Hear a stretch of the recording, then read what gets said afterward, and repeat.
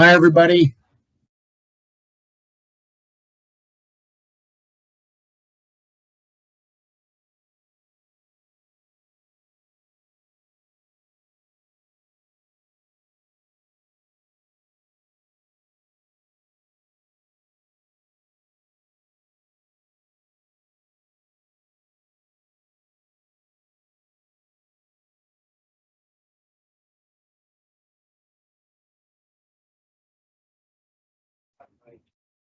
Okay.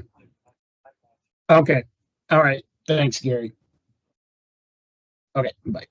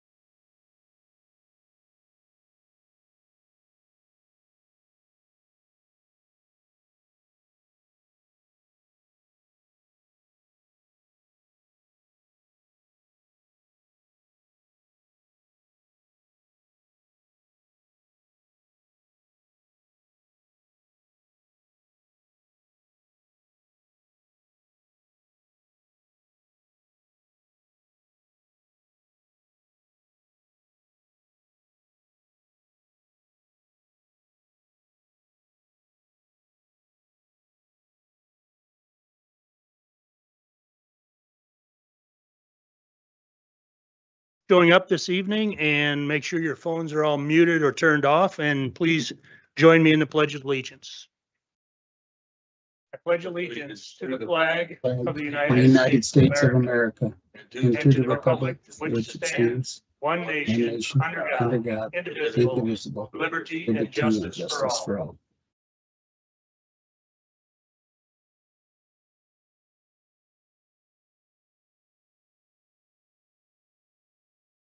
Again, thanks for everyone showing up this evening to our August 5th County Commission meeting, beginning at 6 o'clock. Patty, would you please call the roll? Don, Present. Wanda. Here. Brian, Here. Dan, Here, John. Here. Any financial conflicts of interest by any board members? I do not. I do not. I do not. I do not. I do not. At this time, I would like to have an approval of the agenda for this evening. However, we need to make a few changes. Well, don't you make the changes before we approve them? Yes, that's what I'm saying. We need to make a few changes.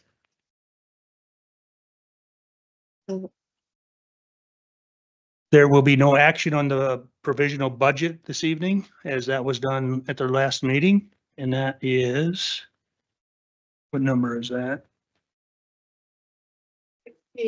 16. So we'll scratch that.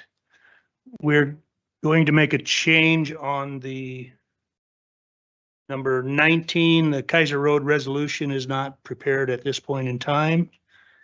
And also the approval of the asphalt bid, that is going to be for a surplus of asphalt millings that we have. So instead of approve the asphalt bid, we're going to change that to approve the asphalt millings bid. Any others?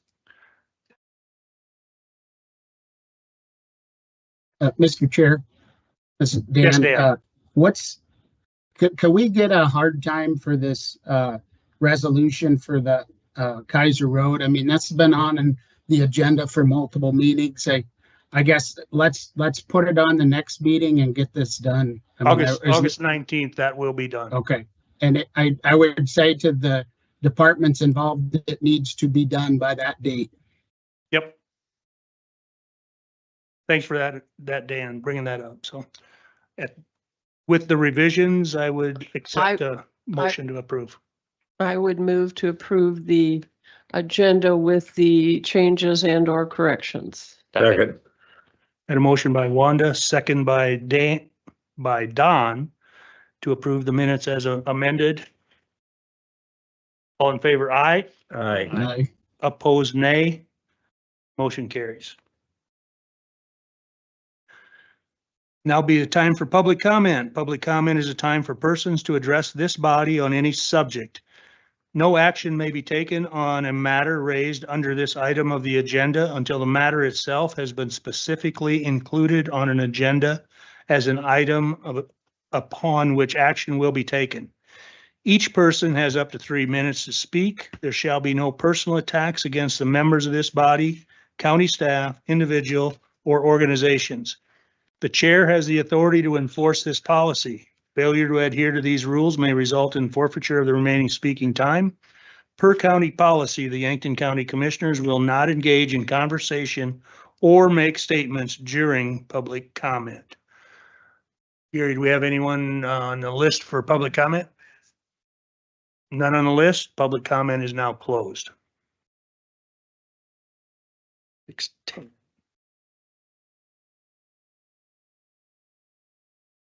Okay.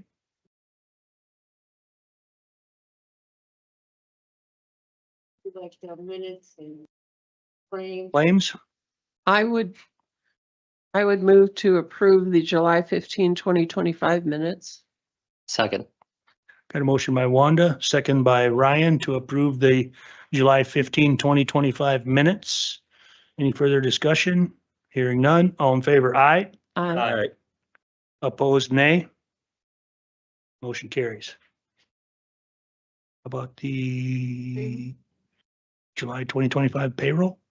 I would move to approve the claims in item 17. I'm sorry? Got a motion by Wanda, Second. second by Ryan to approve the claims. Further discussion? Mr. Chair, Yes, for Dan. further discussion, I see there's a $1,000 fee for diversion due to interpreter services.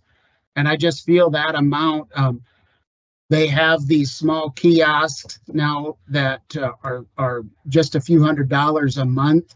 I think that would be much better than getting $1,000 bill for diversion services for just one person. So that's very expensive.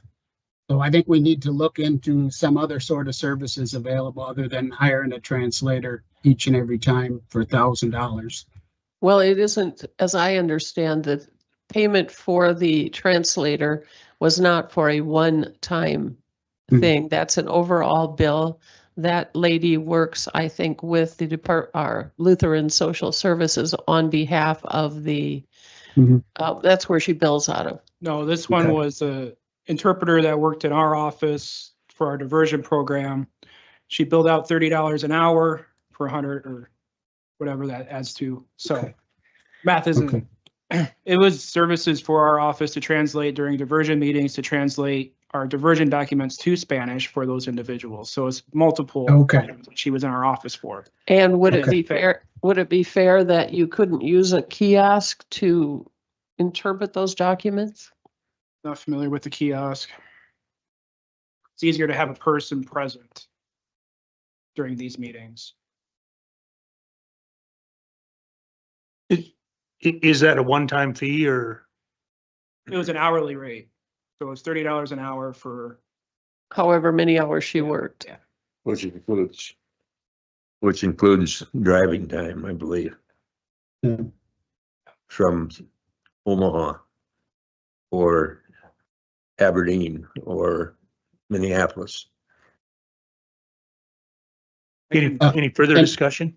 And on that, I just think that's something we should look into, the kiosk, and that maybe it wouldn't be good in this situation, but there are situations that it would be beneficial in. So thank you. Okay, any further discussion? Not, I have a motion by Wanda, second by Ryan to approve the claims. All in favor, aye. Aye. Opposed, nay. Motion carries. Get a motion to approve July 2025 payroll. So moved. Second. Got a motion by Don, second by Wanda to approve the July 2025 payroll. Any discussion? Hearing none. All in favor, aye. Aye. Opposed, nay. Motion carries.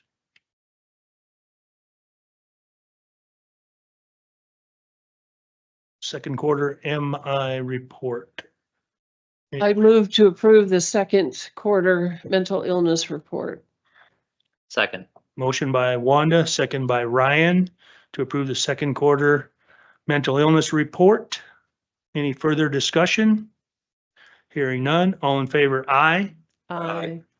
Opposed, nay. Motion carries.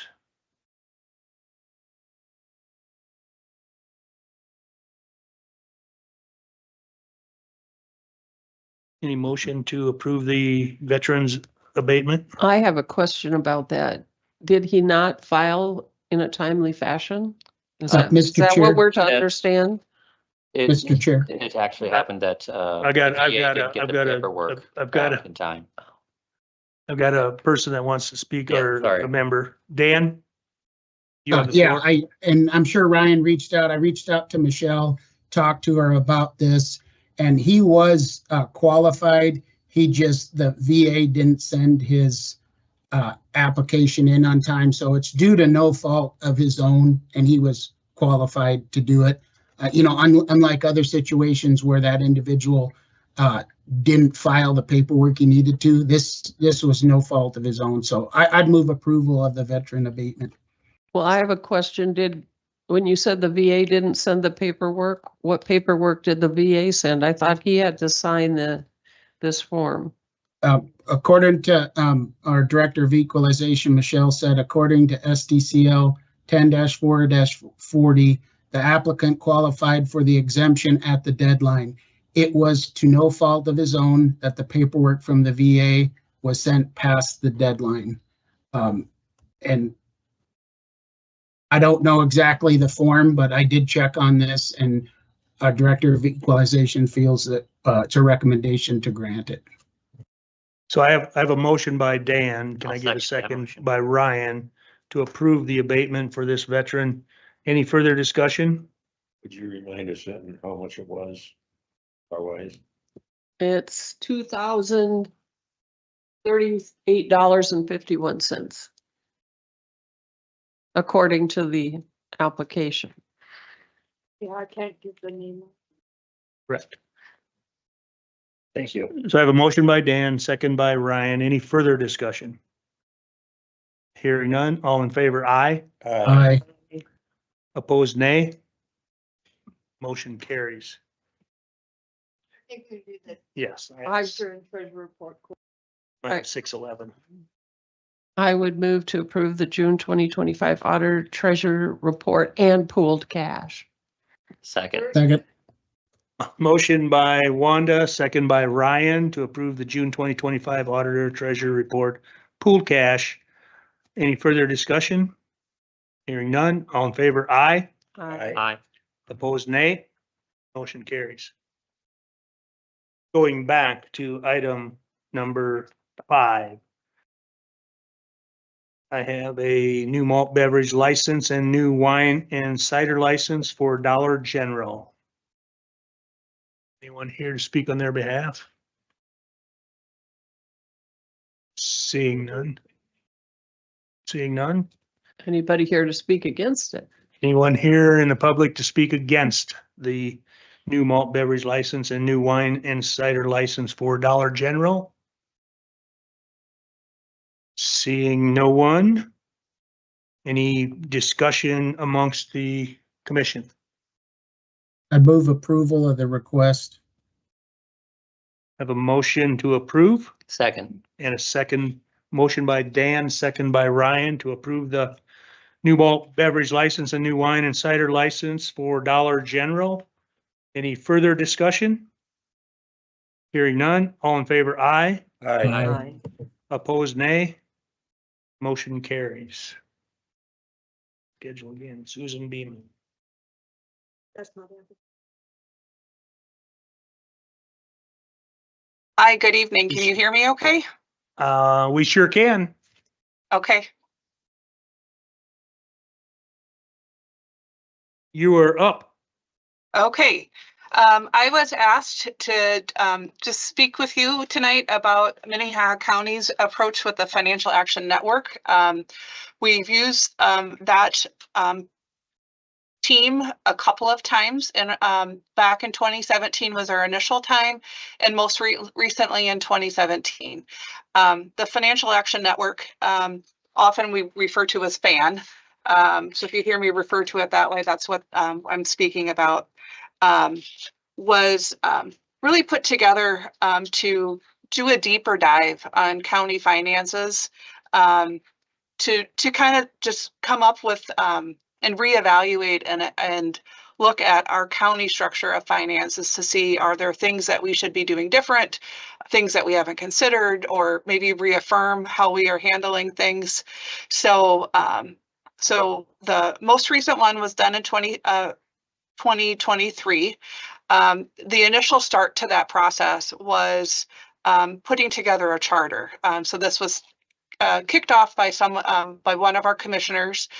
There was a commissioner that was tasked to lead this effort, and the commission office and that commissioner really put forward this charter to say, these are our goals for this group.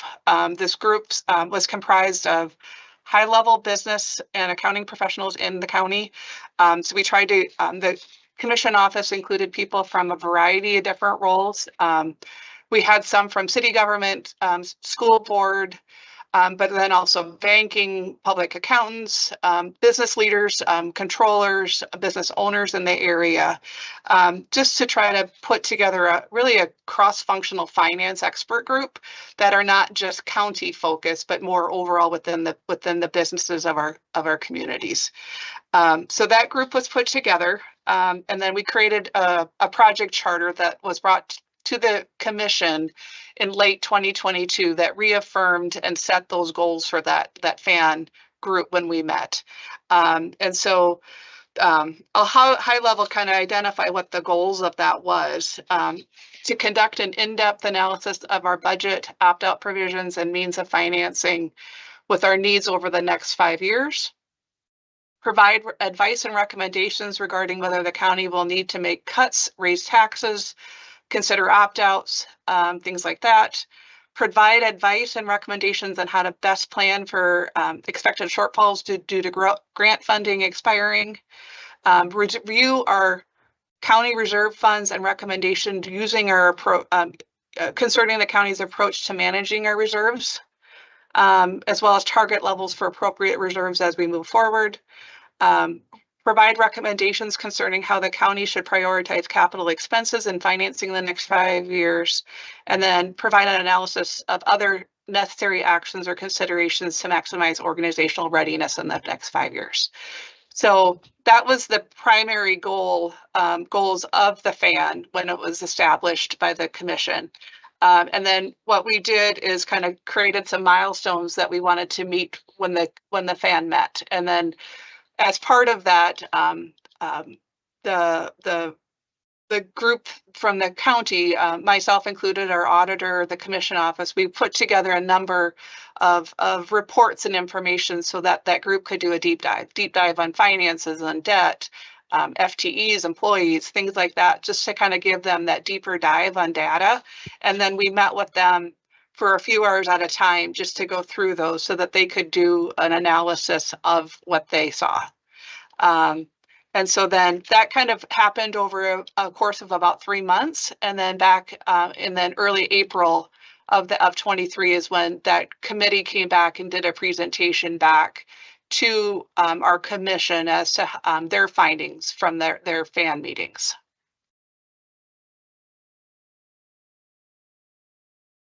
So I don't know if you guys have specific questions on the process or what else I can provide insight to, but it was really a good way for us as a county to allow a deeper dive into some of their areas and get some expertise from business leaders in our community to say, where should we be focused? What are things that we are missing? You know, just having others in the community be a part of the process was very helpful for us. So Susan, this is Chairman John Marquardt, and from what I've heard you say so far, it sounds to me like you should be invited to one of our 8 county meetings and give your this same presentation to all of the counties in the southeast region. And Minnehaha County is actually part of that. So really appreciate you taking the time to visit with us this evening, and look forward to possibly our chairman of the South Dakota Counties Association to get you on the agenda to speak at some more meetings. We would be happy to help. I know our, I believe we've already shared the final report from that April commission meeting from the FAN committee. The project charter was also part of a commission meeting. So if you're interested in seeing what our project charter looked like, we're more than happy to send that down to someone as well. But that, you know, that charter really helped the commissioners decide what do we want this committee to look at, and really direct what the focus is of that. And then it was kind of back on the auditor's office and our commission office to put together the documents to make sure those members have good information to analyze data. So as we presented that, it was helpful for them. Absolutely. Appreciate your time, and I know that Yankton County is not Minnehaha County, but at the same token, we have people here in Yankton County that I believe are just as cognizant to spending taxpayer dollars as what there is in Minnehaha County. So I think what you're talking about would be beneficial to all involved.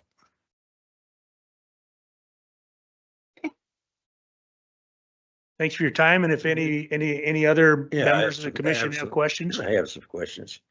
What year did you say this was formed? So our last FAN committee was formed in late 2022, which really kicked off in 2023. Okay. And how many instances have this committee been involved in working with the county? So we've had 2 FAN committees that have met. The first one was in 2017. And then with the goal of probably having it refreshed in about 5 years after that. So that's where back in end of 2022, there was a thought, it's time to bring that group back together. Some of the members were the same as the first meeting, the first group, but so we had some reoccurring members, but then we had some new members that we had to bring on just for people that were unable to stay a part of that.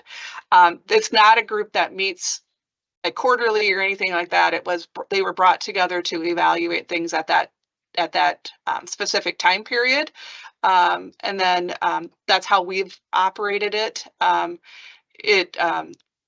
They worked together for those 3 months and then brought forward that report of what their evaluation was in early April of 23.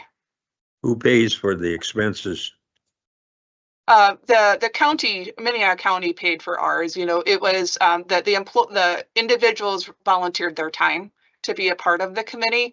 Our cost was staff time to prepare the materials, pay for a binder, things like that for them, as well as because we were having it over lunch and these are business people, we paid for lunch for them for those days. I think we had sandwiches and chips, stuff like that. So it was fairly minimal cost to bring these people in, and they were willing to give up their time for the community. Okay, who ends up being accountable for any action that you recommend? So that was kind of spelled out in our charter as maybe I don't say a risk. The FAN was not a binding committee. I mean, they couldn't make any actions. All they could do was put forth recommendations or their views on things. So the risk would be is the committee makes the FAN could make a recommendation that you as a board of commissioners don't see as possible, or you have, you know, other things like that, that maybe you can't do it at this time. So that would be, it's a non-binding committee. They're just there for a advisory perspective. And how is the committee educated on the requirements that the county has to live by? So that was really fell to our commission office as well as our auditor's office. So I work within our auditor's office. I report to our auditor. So between our two offices, we put together the materials and presented it. We would bring, like, our HR director came in and presented facts on HR, and so she would be responsible for her materials. But it was kind of that team effort of people within the county on areas we had to put those materials together. So it wasn't quite a bit of time to put that material together, but it was important to have them have access to that data to know what they're looking at.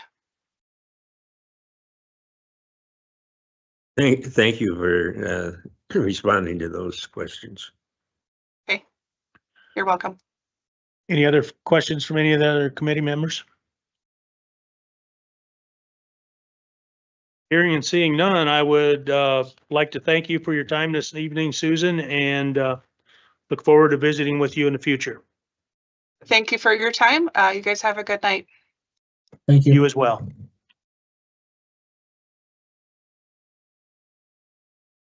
Moving on to our next item, Markward Pit 81 project. Richard Velick.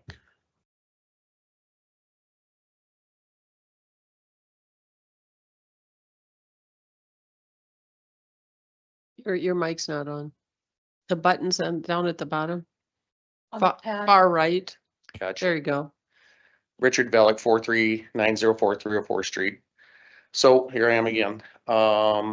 Any of you been out to 439th and 304th to see the road, to see what goes on out there with the CUP you guys have allowed? I mean, here we are again. Well, once again, I asked last meeting or when I came for public. I mean, the sheriffs, have they written any tickets? Have they not written any tickets? I don't know how to check into that. I did receive a report from Sheriff Chrissy, and I can provide you with my copy, from Sheriff Chrissy, who could not be here tonight because he is at the National Night Out event, but he did send 2 of his deputies to be here. According to this report, they were out there 13 different days and spent 13 hours and 35 minutes patrolling the intersection.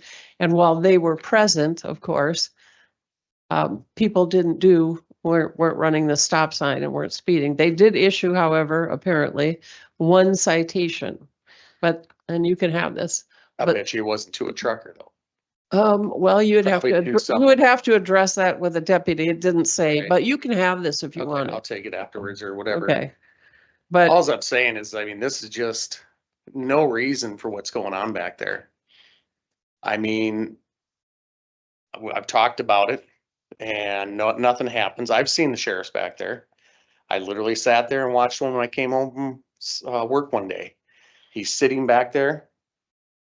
Two of the trains go in back there and boom, they were gone. He was gone. The train comes out, runs the stop sign. I have it on video. I said, watch this. Here comes the sheriff on the video. No sheriff, no sheriff, no sheriff. I walk back there, look down the road, sheriff is gone. Called to dispatch. Oh, he got called away on an accident. Good call. I don't think so. I mean, this has been going on forever. I mean, you mean to tell me that those trucks hauled in there for 2 months straight? The trains, 2 months straight? 6 trucks a day, 4 or 5 loads? And they weren't able to see them run the stop sign? I even have one come swerve at me as he came out of the gravel pit. I mean, really? I mean, it's gotten ridiculous. I mean, so the CUP says, what they read to me the night that I was here, Mhm. that noise, check, too much noise. Dust control, check. Never been once back there with a water truck. I mean, I would think a neighborly thing to do would be water it. The Velic pit has Knife River in there, as does the Frick pit. And they put mag water or whatever it is on the road to hold down the dust. Not once, nothing. Over all these years of this going on. Now I'm talking about this year. They said they had such a good dust program. Not once have they watered that road. Yes, we've had a lot of rain this year, but when you have 50, 60 trucks running down in a day, plus, I mean, many, many times a day, it dries out really quick. So, I mean, here we sit in our house, northwest wind, can't park the vehicles outside. Wife likes to hang clothes out to dry. Can't do it. So once again, check that there's one. It just goes on. And I was told by you wanted that if they don't want to follow the rules, we'll pull the CUP. You said it in 3 meetings ago. could And be, that was the noise thing. could be. That was the noise thing, that we'll go out there and we'll pull it and we'll be done. I mean, or however you go about getting rid of it. And don't get me wrong, the 81 project needs to be done, but once again, I say it needs to be done safely. And it's not getting done safely. Absolutely not. Have And you, go ahead. I was going to ask you, have you talked to whoever the manager guy is out there? Supervisor? I don't know that that would be a good thing for me to talk to him. I mean, I'm just saying, I mean, because if he wants to get confrontational, I mean, what do? I mean, and their truck drivers doing what they're doing already. And Michael's is, I do believe, who the contractor is. They should be able to talk to any truck. I don't care who it is, if it's the trains, if it's their, like I said, the asphalt trucks coming in and out of there, been pretty good. Have a few of them running the stop sign, not making no noise going by. Yes, making dust. Everybody's making dust. But these trains will be starting again because now the asphalt plant is gone. They went to another project somewhere and they will be coming back, I suppose. I don't know when the concrete's supposed to start getting laid again. And then once the concrete is laid and it cures, then they can put down the shoulders again. And then the asphalt plant will be back here and all this stuff is going to start happening again. Well, and before that, even the asphalt plant gets here, they'll be hauling in with their trains. And I mean, it's just ridiculous. I mean, another one to check off the deal is the road. The road is not safe for nothing. That was on CUP also. It's not safe, I mean, and John made the comment about, the county and him working on a grading it and whatever. Has nothing to do with the county.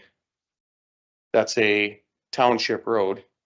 So the county has nothing to do with that. Shouldn't put a wheel on it besides hauling their gravel out of there. Other than that, there should not be anything working on any grade and anybody putting any county time into that road. That's between Utica Township and I guess Ralph. You know, being so Ralph thinks whatever, he's not here to speak for himself, but he does what he wants, when he wants, how he wants. Just how it is. My question as to whether or not you had talked to the supervisor, whoever that is. I did talk to the DOT. Go ahead. Were you done? Let me, no, I was Okay, go not. ahead. I was hoping to finish my sentence. To see if they intended to put this mag water or whatever it is on the road. To see if that could hold down the dust. Because I've only been out there one time and I wasn't out there very long. Yeah, they wrote in the deal the night I stood here and listened to the guy talk about it. And everybody bragged about how good their dust program was, that they would do something. If it's water, if it's mag water, I don't care what it is, but nothing has been done. Not once has there been water put on that road behind my house. And I'm not the only one to notice it. I got neighbors, I got, you know, and talking about the dust, talking about everything, the running of the stop sign, the this, to that, you know, you talk to all the neighbors talk and it's dangerous. And it's dirty and it's the country, but it's not, no, it's not what the country's made of. I mean, Has the flagman been out there? absolutely not. Not every time he's been there. Yeah, he's alone. I thought you said they didn't agree on a flag man or something in the contract. That he doesn't have to be there. Well, what's that? It was talked about that signage and a flag man would be there. And he sits not even by the intersection. He sits about 1/8 of a mile to the west and dances and does nothing. I mean, whatever, but literally. I mean, I can take video of that too if you want, but they're not there right now. So yes, I've seen sheriffs there now that nobody's there. I've seen sheriffs there, but I have not seen when just one time. And like I say, they left right when the trains pulled in. Okay, maybe they had an emergency. Was it not in the motion because that part of the contract was the state and not the county? I don't know what you're saying. What was that? I think what Maybe he's I- trying to say is Yeah. that the state was going to provide the flag people. Oh, I don't know. They said that the Michaels was gonna supply signage Mr. Chair, and this yeah. Dan here. I Yes, Dave. have it in the letter from South Dakota DOT, Sam Kaba, that a flagger will be provided for the east-west traffic on 304th Street, warning them when a truck is coming out of the pit. That's from Greg Rochadel from the state.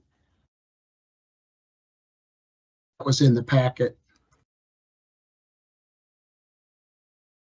Well, I say that he has been there. Yeah, he's been there, but he's not there every time they're running. There's not somebody there all the time. They put a sign about 3/4 of a mile to the west of that shows a flag. And, you know, whatever, that means nothing. You know, it's just a 4x4 sign. You know, I mean, it's dangerous. There's just no reason that this was even passed to put it in there. And I've said it before, okay, get it done.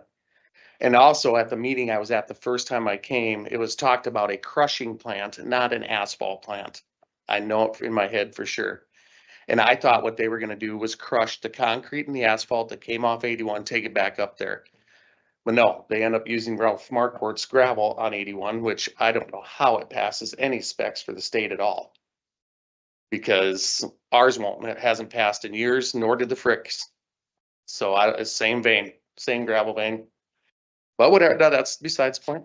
I just threw that point out there, but.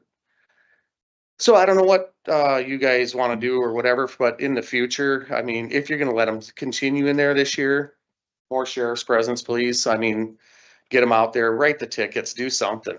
I mean, you can't tell me how many hundreds of times those trains have been in and out of there and not one of them have been written for a ticket because they do not stop. Absolutely not. And pull out in front of vehicles and Is there any part of the day that's worse than others? no, because For what- trains, go ahead. For running the signs? Well, they come about mid-morning, around that 9, 10 o'clock, and then it's throughout the day. They don't stop until 7 o'clock at night, probably. They come out of there last go around, and I don't know where they're coming with this stuff. I suppose it's Spencer, I would think, but I mean, I've tried to tell Preston when they've been in and out of there, and it just doesn't seem to, nothing happens. I mean, the wife has been off work for the summer, so she's seen all this. I was off work for a couple weeks and I saw all this and, I mean, sat and watched it video. I got plenty of videos. I mean, Have you provided those videos to the sheriff? not, do I need to? Well, I think it would help. I could go It- talk to Preston. I think it would encourage him to have more police presence Okay, and I'll go talk to him and that's fine. I mean, I sure can. It's not a problem. because without seeing it, it's hard to envision. it. Sure. So I can sure go talk to him. I mean, it's like I said, the one time I'm sitting there in the evening and I called in here, talked to, is it Mr. Better, whatever, I talked to him. And it wasn't 5 minutes later, and here's Ralph Markworth comes to the gravel pit. Kind of coincidence or not, I don't think so, but there was 3 trains down in there yet. They came out of there that night, and the next morning is when that truck pulled out and came right down my lane, right at me. I should have just kept driving and let him hit me. Did you report that? Yeah, I told Preston about it. I mean, it's ridiculous. I mean, somebody put their little thumbprint on it, and I guess that guy in the corner wants to bitch. Take care of him. I don't care. I mean, I ain't saying next time I will just. I keep don't driving. think that comment is necessary to be placed here. I So, mean, like what, we're really talking about CUP violations. Have you filed a CUP complaint or did you just talk to Gary? I just talked to him. Okay. I mean, I've told him my situation, just like I've told you. Mhm. And, I mean, it goes nowhere. Yeah, I mean- because we talk about sheriff can, a traffic infraction and stuff like that, he can issue a ticket. But when it comes to a violation of CUP, not handling dust, not handling noise, and these other things, we have to go to a CUP enforcement. Right, and it's not really, the sheriff is not going to be able to really do much around a CUP enforcement. That's not But he can write semi-truck CDL drivers Absolutely. tickets, Yeah, which will disenchant them from doing what they're I doing. really encourage, take your video.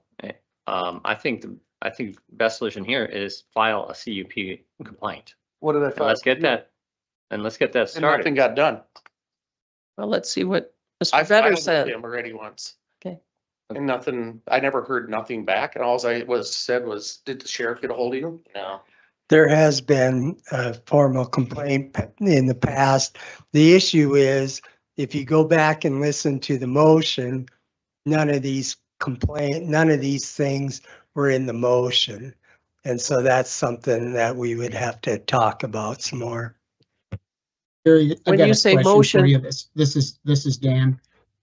In Yes, the Dan. letter we got from the DOT, though, it specifically said that the DOT was gonna have flaggers provided. So, I guess I take that as part of the packet that we approved, that they were gonna do what they said they were gonna do. So how do we handle that? I guess that's a question maybe for the state's attorney and Gary Vetter.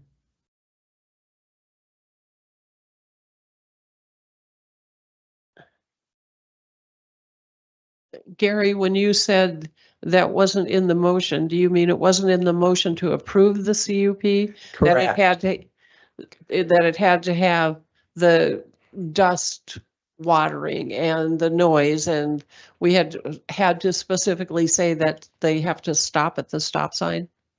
Correct. Well, So, I don't think you They have have to to stop at the specifically That say seems about the kind of stop silly. sign. No, that, yeah, I agree with that, but I'm just saying that the county didn't approve that with that motion, that those requirements had to be made. Conditions. Like Dan said, as a condition, as Dan said, you know, if the state says they're gonna have a flag man out there, well, obviously, we don't control that. But it wasn't in the motion that the county approved with this condition that the state must put a flag man out there. That's what I'm getting at.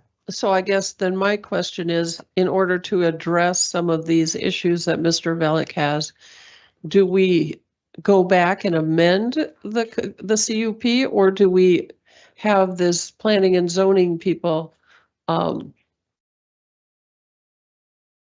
follow up on this enforcement complaint?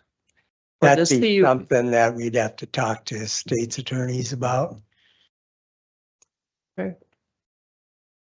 Mr. Chair, this is Dan again, and I think we need to reach out to the state, because the letter that they said specifically said that they would provide this, because ultimately it's for a state project. And, you know, if the state has that in the packet that they will provide that, and now they're not providing it, to me, that's a problem.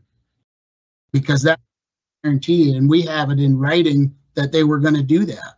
And that's, I guess, why I voted to approve it, because I thought it was going to be safe. And now the state is not holding up their end. You know, that was my reasoning, is maybe we won't have it as a condition because the state gave us their word in writing that they were going to do something, and now they're not doing it. So I'd say we need to reach out to probably Greg Vershadel and this Sam Kaba. He's the project engineer, and say, what's going on, guys? Well, that sounds like it's only one of 4 or 5 issues, not having a flagman right there, or But having that's one probably off to the the most- side dancing. Issue with the safety, though. I mean, Well, yeah, but there's lots of other safety issues, running the stop signs. Obviously, driving at Mr. Velick was probably not the best idea. The noise, are they Jake braking? No, that's not been terrible. I will say all directions, the trains will get, I guess, I don't, for lack of better words, pissed now and then, and they will come by and do it a little bit, but that's been Mostly better. it's the dust and the stop sign. Dust now on the trains, when the trains Okay. are coming in there, the flagman has never been there. Cause they're coming before the asphalt plant is there. They're stockpiling. So, but that is still part of the state job. So Okay, so what, I think our time has expired pretty much on, and I don't mean to cut you off. We've heard everything that you've had to say. But I think now's the time for discussion. If we need to have any discussion by the committee, by the chair or the commission. If not, what does the commission want to do with this issue? thank you for your time. Thanks, Rich. so question, was a zoning complaint, was one filed or one not filed? Yes, Mr. Okay, Vetter and- said yes. And then, so Mr. Velick's right would be within 10 days, he could appeal that decision to the Board of Adjustment. I don't think there's been a decision yet. So we need to act on that zoning complaint, and that needs to happen, and there needs to be a decision made in order for this to continue to move forward. Yeah, but it would have to somehow get to planning and zoning. Yes. Well, This Yeah, is a I problem think, I think that we've seen before, where a It falls zoning down. complaint kind of flutters in the wind and goes nowhere. The process seems to be broken a bit.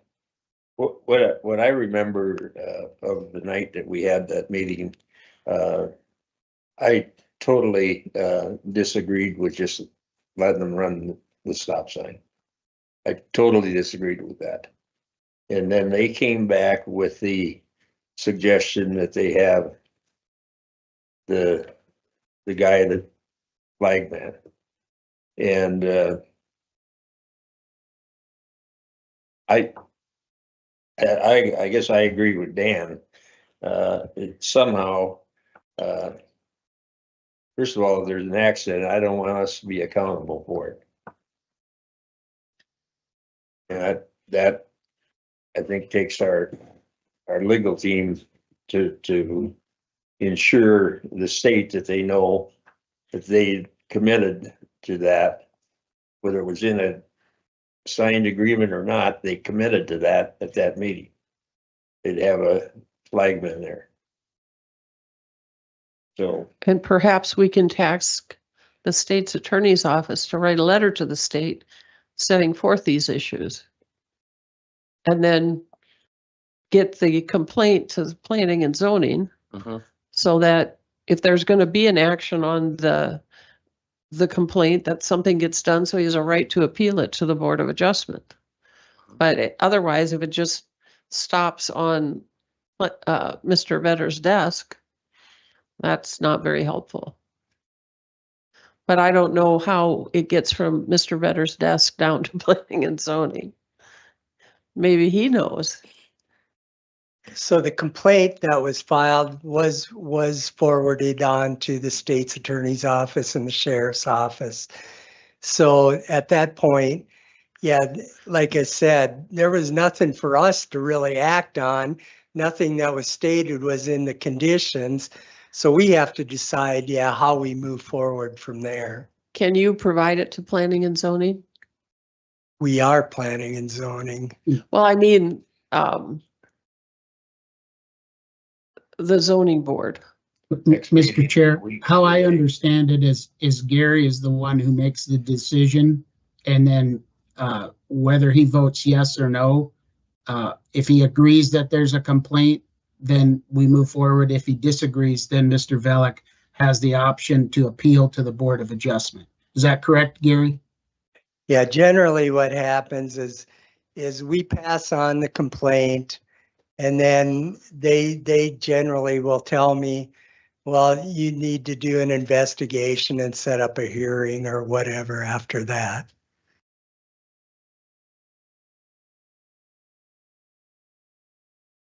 So you passed it on to the state's attorney and the sheriff, and the state's attorney's office did.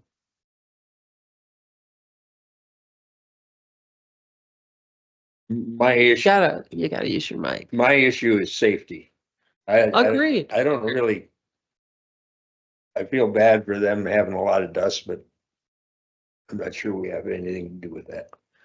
But the safety, that running that stop sign, just saying their transmissions won't handle it, doesn't set it for me. I agree with you, that's a problem, but I'm also saying that we have someone who's complained and tried to do it through the proper channels and doesn't seem to be getting.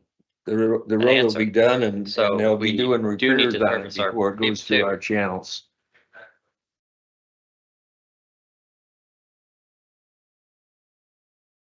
Mr. Chair, Stan again. I guess Dan, I'd like to yes. see a decision made, and then that way Mr. Velick can either move forward with his appeal or something. And I agree with Don and Ryan, and to me, this is a matter of safety. We want the road done. We want economic development with the gravel pit, but it's got to be done in a safe and reasonable way. You know, my kids drive that road on occasion, and I don't want to have to hear somebody got hurt by a truck running the semi. If you and I run stop signs, we're gonna get ticketed and get in trouble, and we need to enforce the rules. And so maybe a phone call to the people in charge of the pit saying, hey, you know what, this is not acceptable.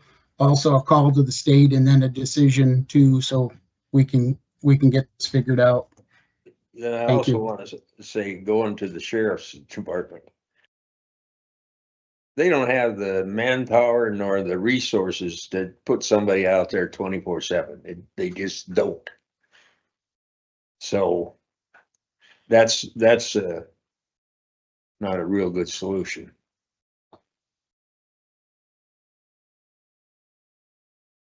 So as far as the safety issue, and it's not that intersection, there's, I don't know how many intersections with four-way stop signs, with stop signs in Yankton County. How, this is a safety issue, and the trucks should stop at that stop sign coming down that township road. But what, as a county, what can we do to make sure that those semi trucks are stopping at that stop sign when we can't even enforce someone stopping at at an intersection with a four-way stop sign unless there's a deputy sheriff or a sheriff sitting there watching them running that stop sign. That's my only thing, and I'm for all safety also.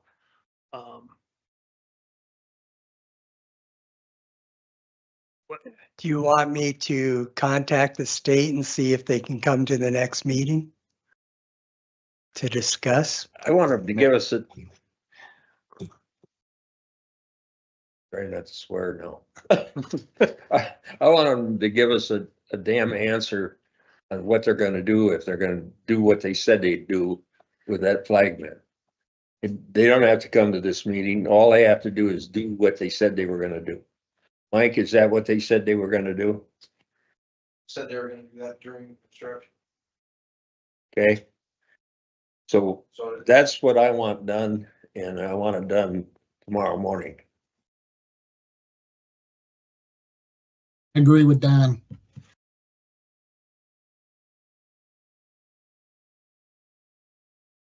I'm Captain Meyer with the Sheriff's Office. I run the patrol division, so your complaints come to me when I get them. I would say, yes, safety is the big issue out there.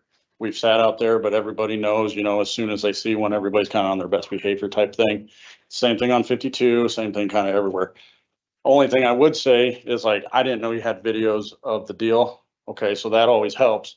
But like, if there are complaints and stuff like that, and this is just for anything, calling the sheriff's personal phone number or his cell phone is not always the best way to get us to respond to something because he's not dispatch.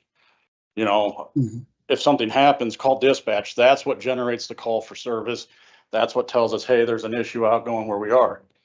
Like I said on the paperwork, in the same time frame from the original complaint, the deputies have done almost 900 calls for service since June 18th. 427 more traffic stops and 452 are calls for service. So, and this isn't the first time that's happened. I've had somebody call, Gary calls Preston or whatever it may be, but calling the sheriff does not generate a call for service. He's just as busy as everybody else. So it does make it a little hard. If something does happen, something of that serious nature, being swerved at by a semi, things of that nature, blowing those stop signs, that's a huge deal. But that just can't be a phone call to the sheriff. He may not be in the office. He may not even be here, So those are things that have to go through dispatch to generate that call for service, which then in turn will populate on our side that, hey, we've got an ongoing issue here, which will increase presence. I mean, it may not seem like enough, 13 and a half hours in the grand scheme of things since the original complaint is probably not much by most people's standards. Okay. I would admit that. But like you said, I don't know how many four-way stops we have. I mean, there's 525 square miles in the county. And obviously there's 900 other calls that happened in between now and today even. And like I said, it does happen. I was out there for 2 hours with Captain Drake today, not a single truck in and out of the pit, not a single one. But that, various days of time, stuff like that all matter. Some guys go out very early and sit there. There may not be any action until 10 o'clock, 11 o'clock. I was out there from 2:30 to 4 last week and 2 trucks in and out, but I don't know the schedule. I don't know when it's happening. So, and neither do the guys that are working. They don't know unless what happens, dispatch tells them. They don't know if a truck just blew a stop sign if nobody calls, and wants to put it on the record for a call for service. So those things kind of make it tough, and there's no blame on anything, but there has been issues where someone will call Preston personally. That's not going to generate you a call for service. That's just calling the sheriff. Calling the sheriff can do some things sometimes. Other times, it's, hey, call dispatch so we at least know, and we can track the progress and the problems that are going on in said area. I know Sergeant Cutsmick wrote a truck driver a ticket for blowing the stop sign. I know Deputy Holland talked to a foreman or a supervisor out there and explained to him what the complaint was, what the issues are, and the safety risks of basically 2 blind hills coming down to that one stop sign and things of that nature. So I do believe they have done what they wanted. They have done what they needed to do to kind of bring awareness to in and out, and it may not be enough. Like I said, 13 hours in the grand scheme of things is probably not enough. I will admit that, okay? It's probably not enough, but 900 other calls for service, traffic stops, arrests, warrants, court, transports, things of that nature. It is still no excuse. But, like I said, the main thing is if you see something, you have to tell us. You can't just tell the sheriff. You can't just tell somebody who knows the sheriff or anything like that. Like, if you call that to dispatch, the deputy will come out there. Hey, this is what I've got. Okay, send us that video. Those things help. Like I said, they generate the calls for service. They generate the intensity of the patrol out there. Unfortunately, most of our job is reactive. We show up after it's happened. That's just kind of the nature of the beast. And like I said, big thing is safety. Nobody wants to have a truck blow that sign and kill somebody.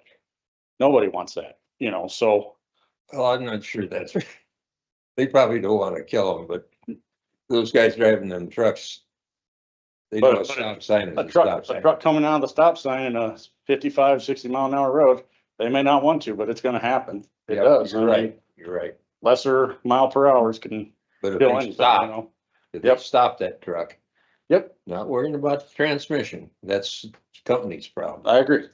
If they stop that truck, they're not gonna run into that car. Exactly. And like I said, it's unfortunate, there have been times where you sit out there and you don't see anything, but word travels. You sit on 50, you drive Sure. 52 3 or 4 times. Everybody knows it's all over Lake Lives Matter. The sheriff's office is out patrolling 52. Everybody's on their best behavior.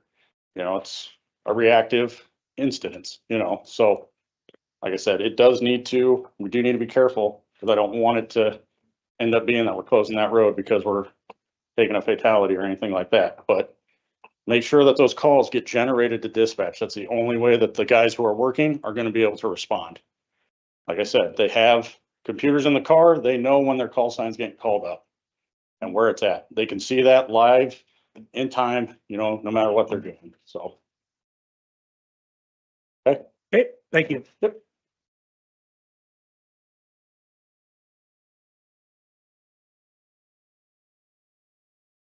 So we decided what's gonna happen? Well, it sounds like we want to find out what the state's doing with flaggers. And that they're doing what they presented to us. I think the other thing too is if we have a zoning complaint. We have a zoning complaint, we need to complete that. We need to get a decision so that that can move on and not just sit out there and leave a citizen feeling like they're being ignored. And so we just need a decision. It's like it's either yes, it's a valid complaint, or no, it's not. We take a 5-minute break. I'd move to take a 5-minute break. Got a motion by Wanda, Second. second by Don, take a 5-minute break.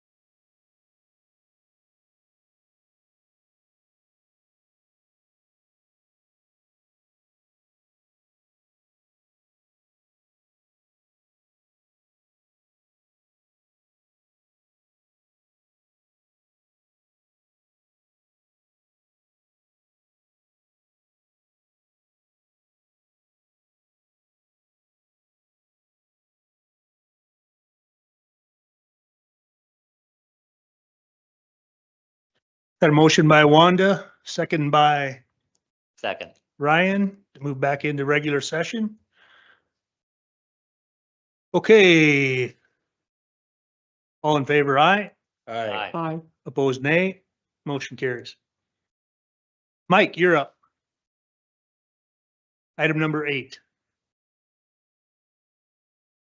Yes, so north of Lesterville, the 3 miles going to 46 on 430 Avenue, a few weeks back, we milled off 1.5 inches and stockpiled it at a near town there. Anyways, so now we have this pile of millings that we need to surplus. So I guess I would asking for permission to go out to put it out to bid the pile. To do what? Bid the pile, sell the pile. Oh, sell it. Mike, this is Dan here. Do we have any use that we could use it for before we sell it, in your opinion? We still have some left from a project Okay, quite a few years ago. okay, And I'm kind of looking at in the future doing more of this, so. okay. So- What do you think it's worth? Do you have any idea? Whatever someone's willing to pay for it. Yeah. You know, it could, who knows, we could get a bid of $8 per ton, or we could get a bid of 15, who knows? I think there's an estimate of about 2,500 tons in that pile, and I've heard numbers between $12 and $15 per ton, which would generate about $30,000 worth of revenue. And I think the timing right now is, and for next year's budget purposes, I think we should take that $30,000 if we can get it. Don't have any So do you use need a for- motion? We don't have We any would need use a for the motion to, millings? pardon, Dan? I said, there's no use that the county, we couldn't use those millings for anything? As I said, we do have a pile at the shop yet.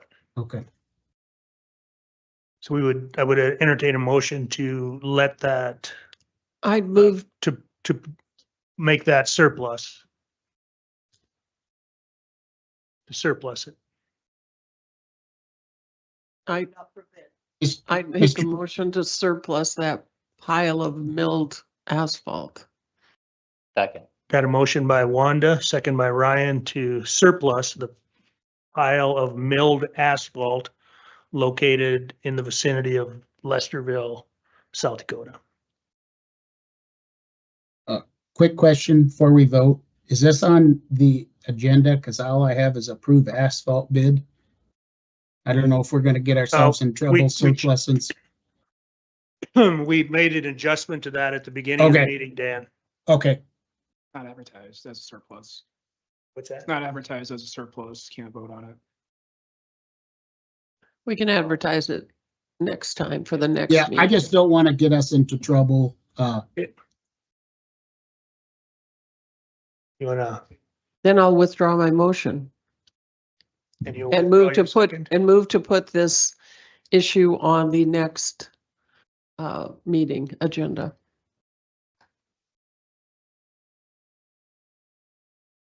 You got that? But we don't need a motion for to move it to next meeting, do we? Okay, so we'll move on.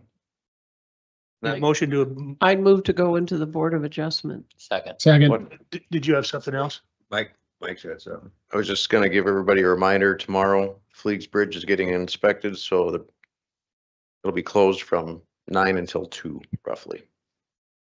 Okay, thank you, Mike. now I would take that motion. I'd remove to go into Board of Adjustment. Got a motion by Second. Wanda, second by Ryan to move into Board of Adjustment. All in favor, aye. I Opposed, nay. Motion carries.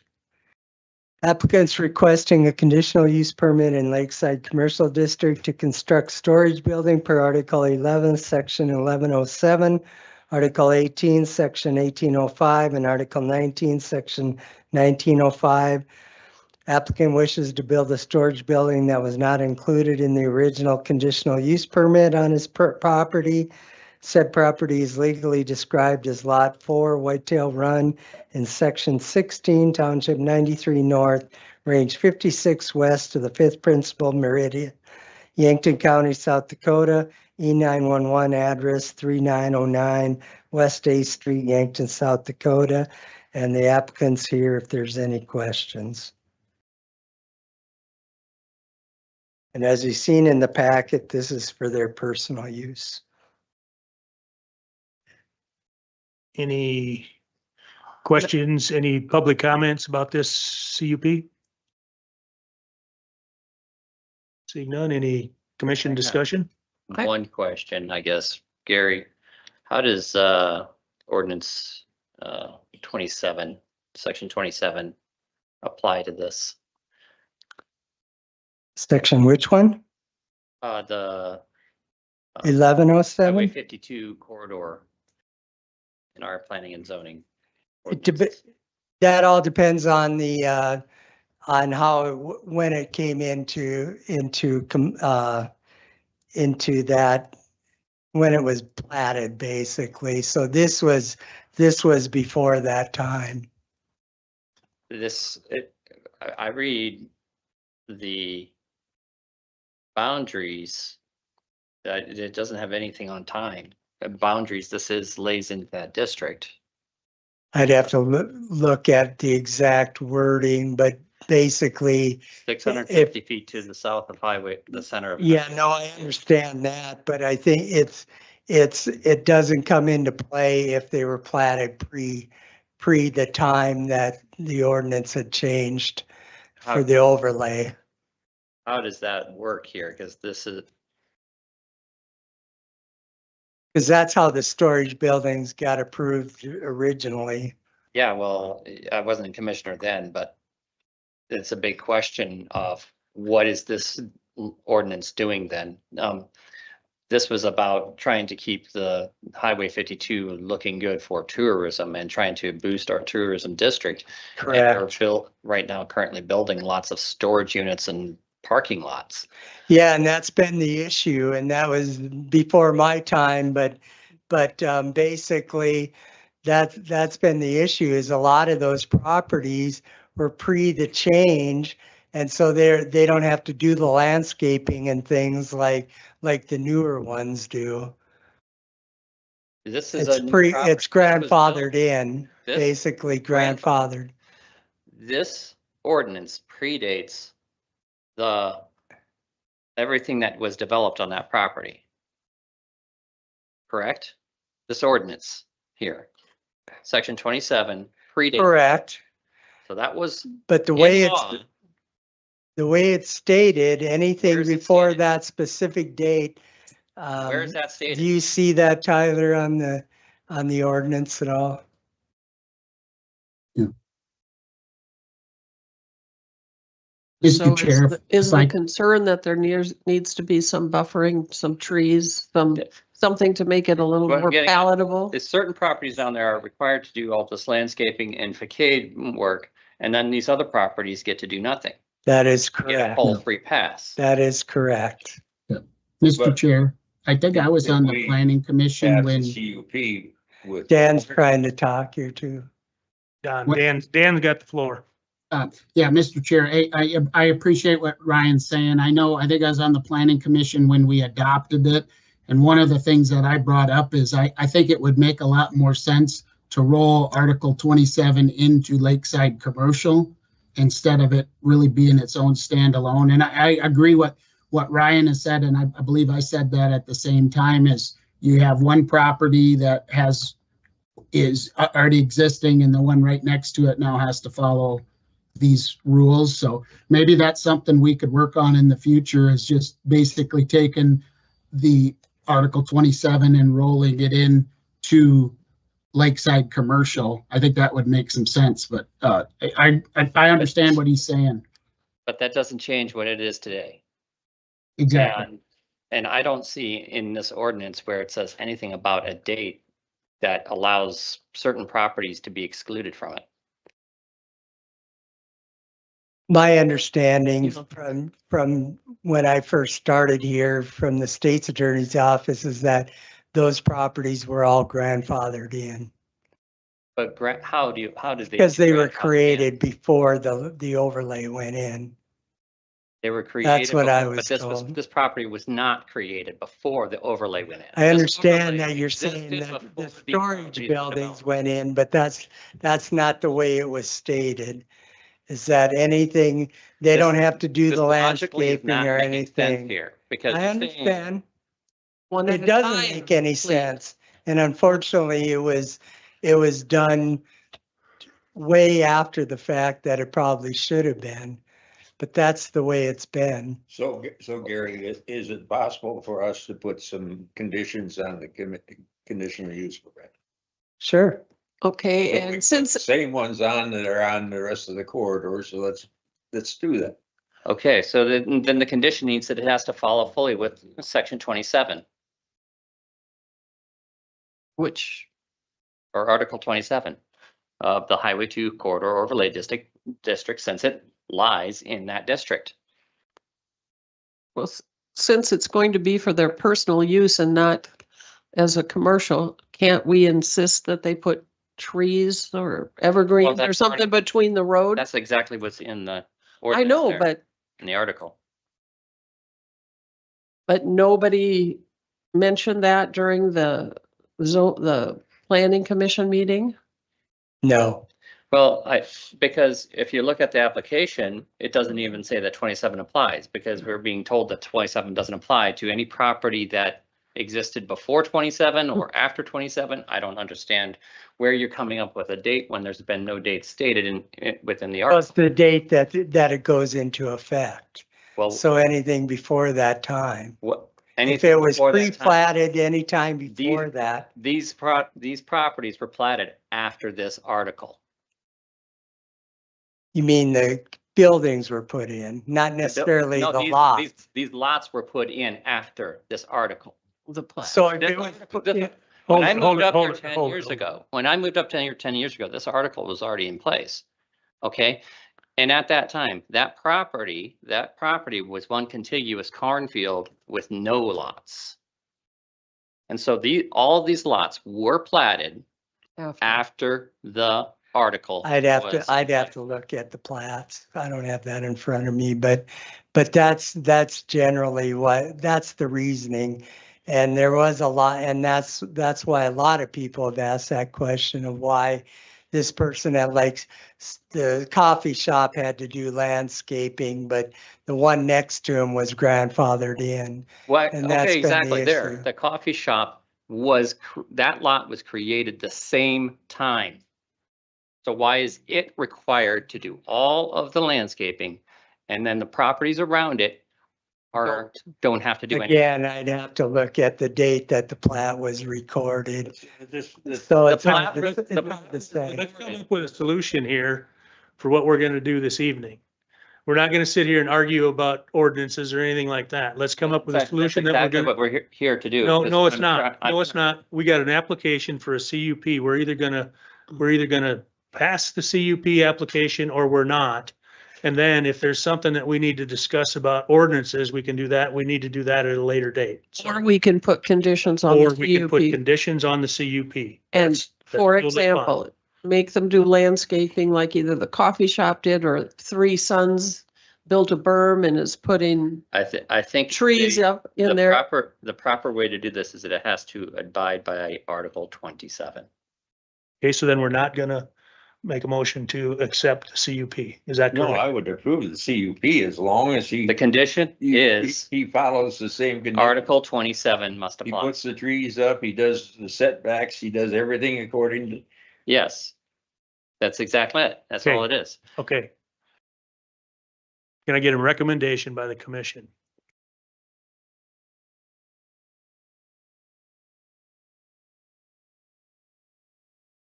That's exactly what I'm saying. It must comply to Article 27. Okay. Do I have a Certainly motion? do that. Do I have a motion? I'll move to approve it on the condition that it meets all the requirements of Article 27 in our zoning ordinances. Second. Okay, I have a motion by Ryan, second by Don to approve the CUP with conditions. Any further discussion? Hearing none, all, No, can I get further discussion? Oh. Another, Dan, you have the floor for the moment. another Yeah, country I- heard from. I'm just kind of looking through like Article 16 with non-conforming lots of record. And I believe those can be developed, like what Gary was saying earlier. Do we want to at that plot? Do we know for a fact that this was when this was plotted? And if it was plotted at an earlier date, I think he'd have the legal right to develop it, even though it's non-conforming. I just want to check into that before we, and I'm fine with if it doesn't to go with what Ryan's saying. I just want to check that before we vote. Is it? From my recollection of this lot, I don't think it's not conforming. Can we get on Beacon and see when it was platted? Are we able to do that? Or maybe the owner knows. He's shaking his head no. Did you have something to say, sir?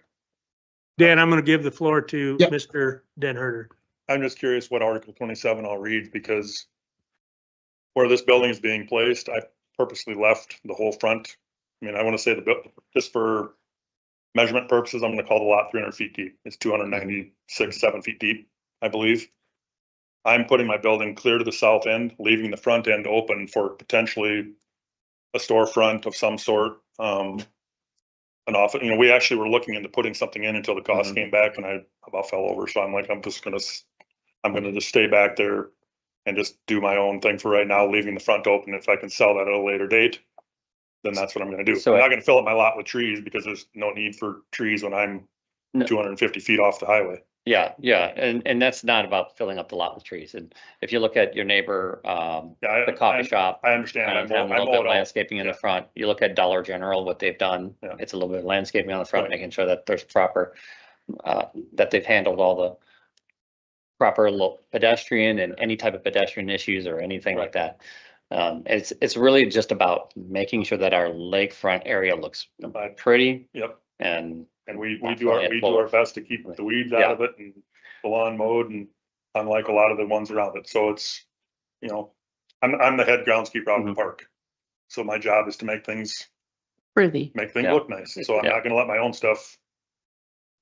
And I just want to make sure that, So you know, I just want to make sure that you understand that I'm not gonna fill up an empty lot with a bunch of trees Oh, no. because you want to buffer and on no, the highway. I'm leaving it open for the fact that potentially at some point, yeah, I would like to sell it to a storefront of some sort or whatever, that, Mhm. and if it works. and it it's, works. it's more about that very front, having like, Right. the And proper I'm landscape. 250 feet off, but so. Yeah.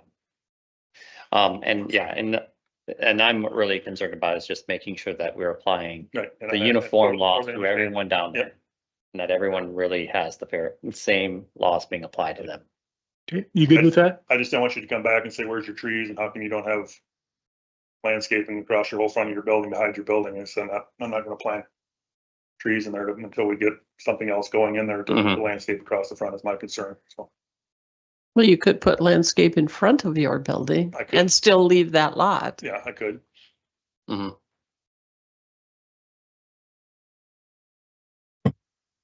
Yeah, and so tonight we'll have the CUP, but then your building permit would have to address any issues with 2027. Okay. I had one more thing, Mr. Chair, That'd be before the we biggest vote. thing, yeah. So what's the? Yes, Dan. Yeah, would it be worthwhile maybe to postpone this and do some research? Because, after, no matter what we do here, there aren't a lot of options. If that was prior to that date versus not, and we could put it on the agenda for the next meeting. I just don't want us to, without knowing when this was plotted, that to me, that is, could potentially confuse it. If it was later, I have no problem with what Ryan is saying, but I just don't know the date it was platted. Okay, well, I have a motion and a second on the floor, so let's, any further discussion?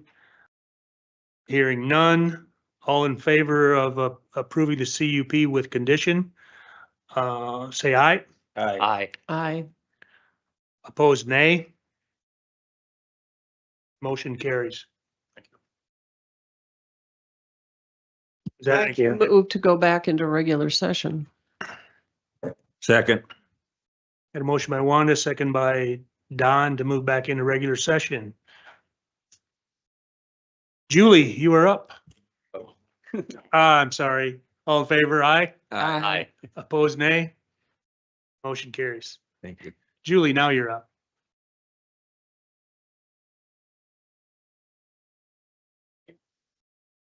Thank you. Wanda and Don. Thank you for your time this evening. I wanted to visit about HB 1043. That it's a bill in reference to ambulance services and EMS services here in the state of South Dakota. It was brought up twice during your budgetary meetings. County Commissioner John Marquardt made a public statement on June 28th during a budget meeting in reference to HB 1043, stating, in response to the EMS, if our legislators would support that, that was presented in our last legislative session to make ambulance services an essential as the fire department and the sheriff's department, the police department. That would make a huge difference in the looking at the possibility of a new building. I agree with Commissioner Marquardt. I too believe that ambulance and EMS services should be considered an essential service, or at least consider a resolution to the funding issue of the ambulance services across the state. Unfortunately, the South Dakota County Commissioner lobbyist, Eric Erickson, spoke against HB 1043 and made a very valid point of bringing up the situation here in Yankton, and stated the loss of our county of $250,000 to $800,000. The South Dakota Municipal League lobbyist Sarah Rankin also opposed 1043.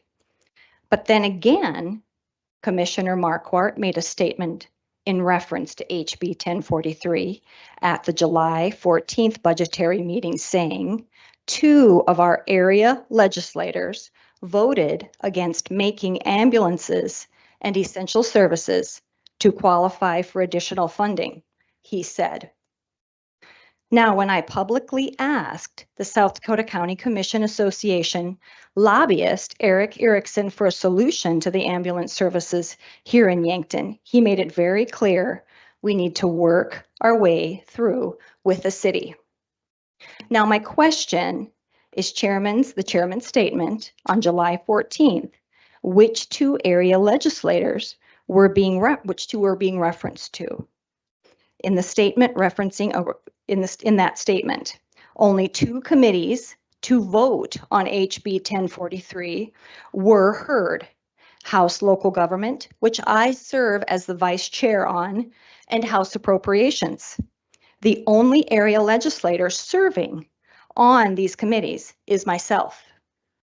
I have included a letter written by the author of HB 1043, Representative Eric Emery of District 26A, and I'm going to quickly read it to you. Hi, Representative Auk. I wanted to express my gratitude for voting to keep HB 43 alive during the 2025 South Dakota legislative session.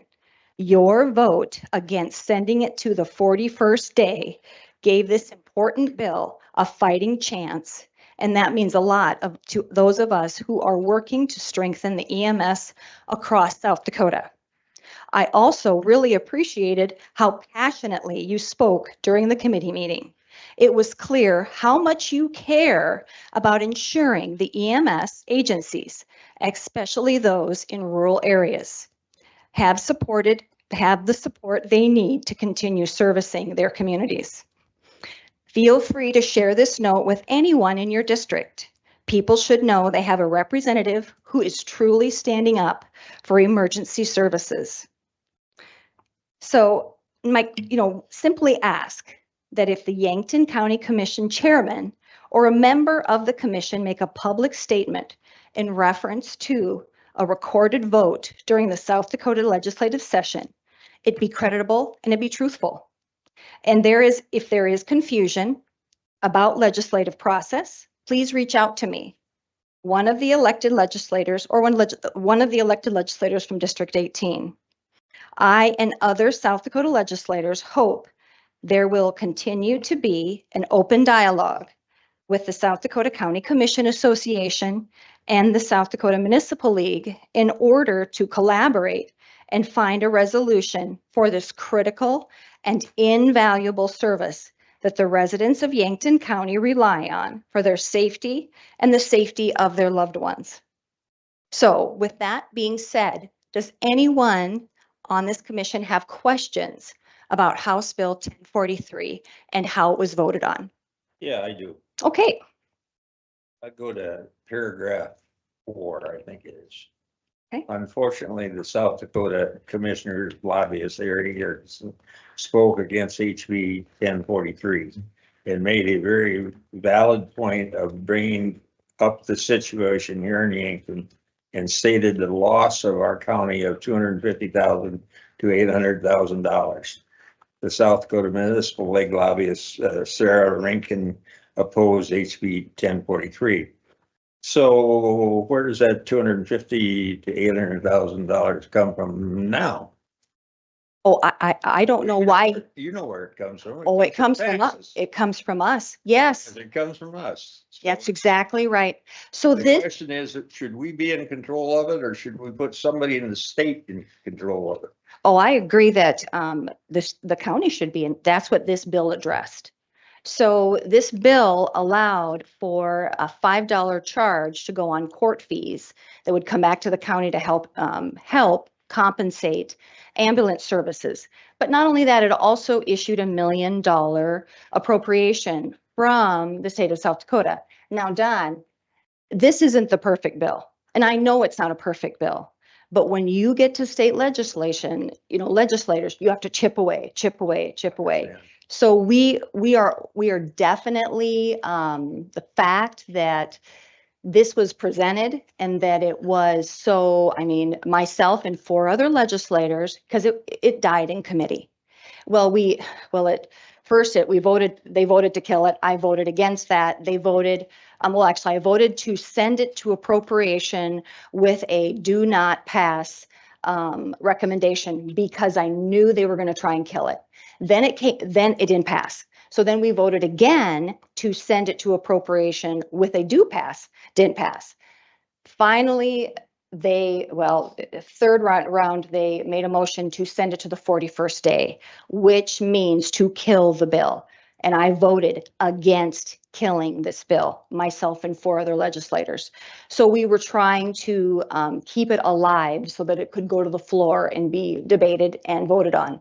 Of course, anytime there's an unfunded mandate on the counties, other legislators are not in favor of that.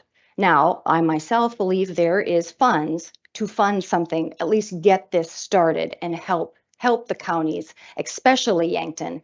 And like I said, I confronted Eric Erickson, very, very wonderful man. But at the same time, he basically said, you got to work it out with your city. So it was, it is an unfortunate situation that ambulances, which we all rely on, are not considered an essential service in the state of South Dakota. So they're not mandatorily funded through any type of tax. It's something that you have to create an ambulance district for. So maybe I'm missing the point here. Why is it a problem to have $5 added to criminal court fines? I'm not following that. Then it's not a tax. No. It's if you choose to commit a crime, then you get to pay an additional fee for the opportunity to commit your crime. And then that money would go to help pay for the ambulance. Why isn't that a good thing? It is a good thing. That's why I voted for it.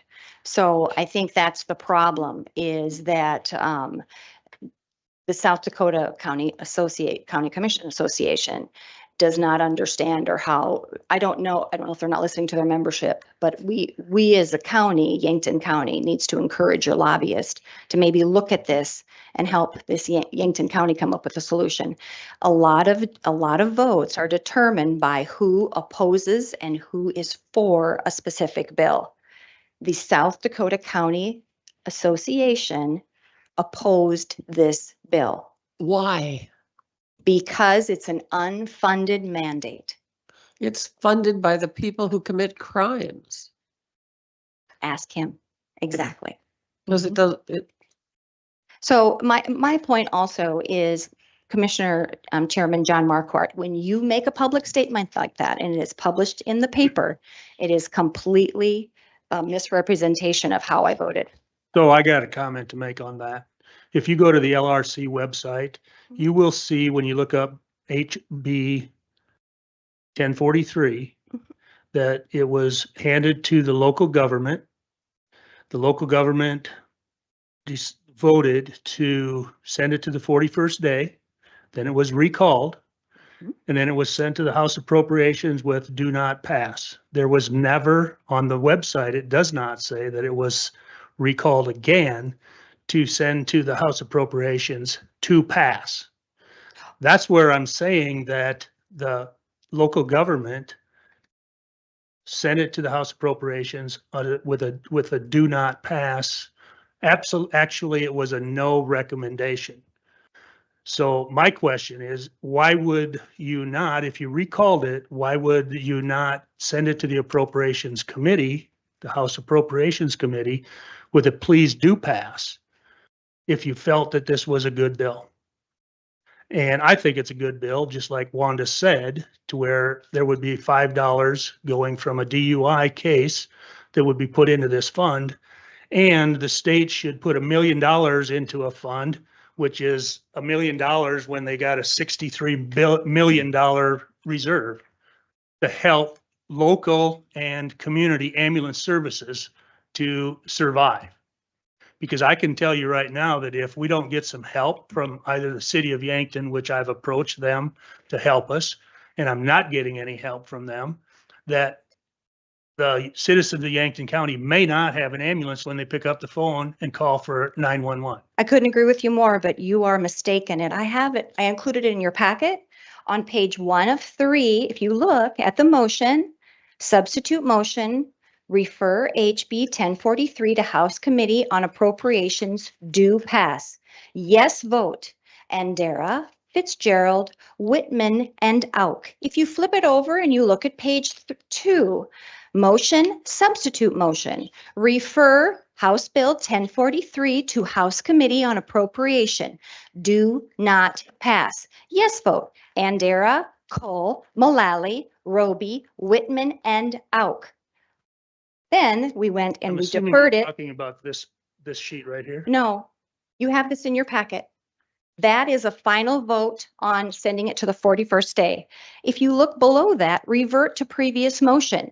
Motion defer House Bill 1043 to the 41st legislative day. No votes. Andera, Fitzgerald, Mullally, Whitman, and Auk. Like I said before, if you are confused or you do not understand the process of South Dakota legislature, South Dakota legislative bills, please contact me before you make a public statement. This is the only thing in our packet right here. No, you have it in the, you received it. Mhm. I know. No, you received it on your iPad and I can included it with the copy of the bill. Okay, well, this is the only thing that you handed out to us. So once again, if you do not understand the legislative And- process or you do not understand Oh, I how a definitely vote is understand. played, And this please. is what I look at when I look at the and legislative. it says no, I placed a no vote on sending it to the You- House, the You did. legislative. Yes. Yes, you I did. Mhm. But you also did a yay vote to reconsider passed and then refer to House Committee Appropriations pass yay. And you said, it doesn't say anything about yes, please pass or no pass. It's right here. That's not what the public gets to see. You didn't say, you did not see that when you made those statements, because I just gave that to you. I guess. Chairman, in my Chairman Marquardt, when you have a question on how a vote is placed, before you make a public statement on how I place my vote in reference to the District 18 residents, I would appreciate a phone call because that is not true. Well, Thank you very much for your time. I certainly appreciate it, and I work steadily and hard for this district. And I want you to know that I value essential care, especially when it comes to ambulance. And if you ask Eric Erickson, he will tell you that him and I had quite a discussion about Yankton. So I am there. I am working hard for the citizens of Yankton, especially District 18. And I would just appreciate truthful, creditable, respectful public comment when you are in your meetings. Okay, so Thank you. I want to make a comment about the bill, not about Yes, what you're sir. talking about. So in our worst year, we had maybe $800,000 loss, maybe, Yes. I don't know. And we get $5 for every crime. We have to have 160,000 crimes. I know. This isn't worth a shit. Well, it's a beginning. And that's how South Dakota legislature works. I don't disagree with you, Commissioner Kettering, but it's better than what you have now, which is nothing. And making essential ambulance It and may the be- EMS services essential It may is be, the it may key. not be, but we've got 23,000 customers in Yankton County that wonder about ambulance services, and they probably don't think a whole lot about that $5. I agree. I agree with you 100%. So I would say they've done nothing to help the county, period, in the I ambulance area. agree with you 100%. Okay, thank you.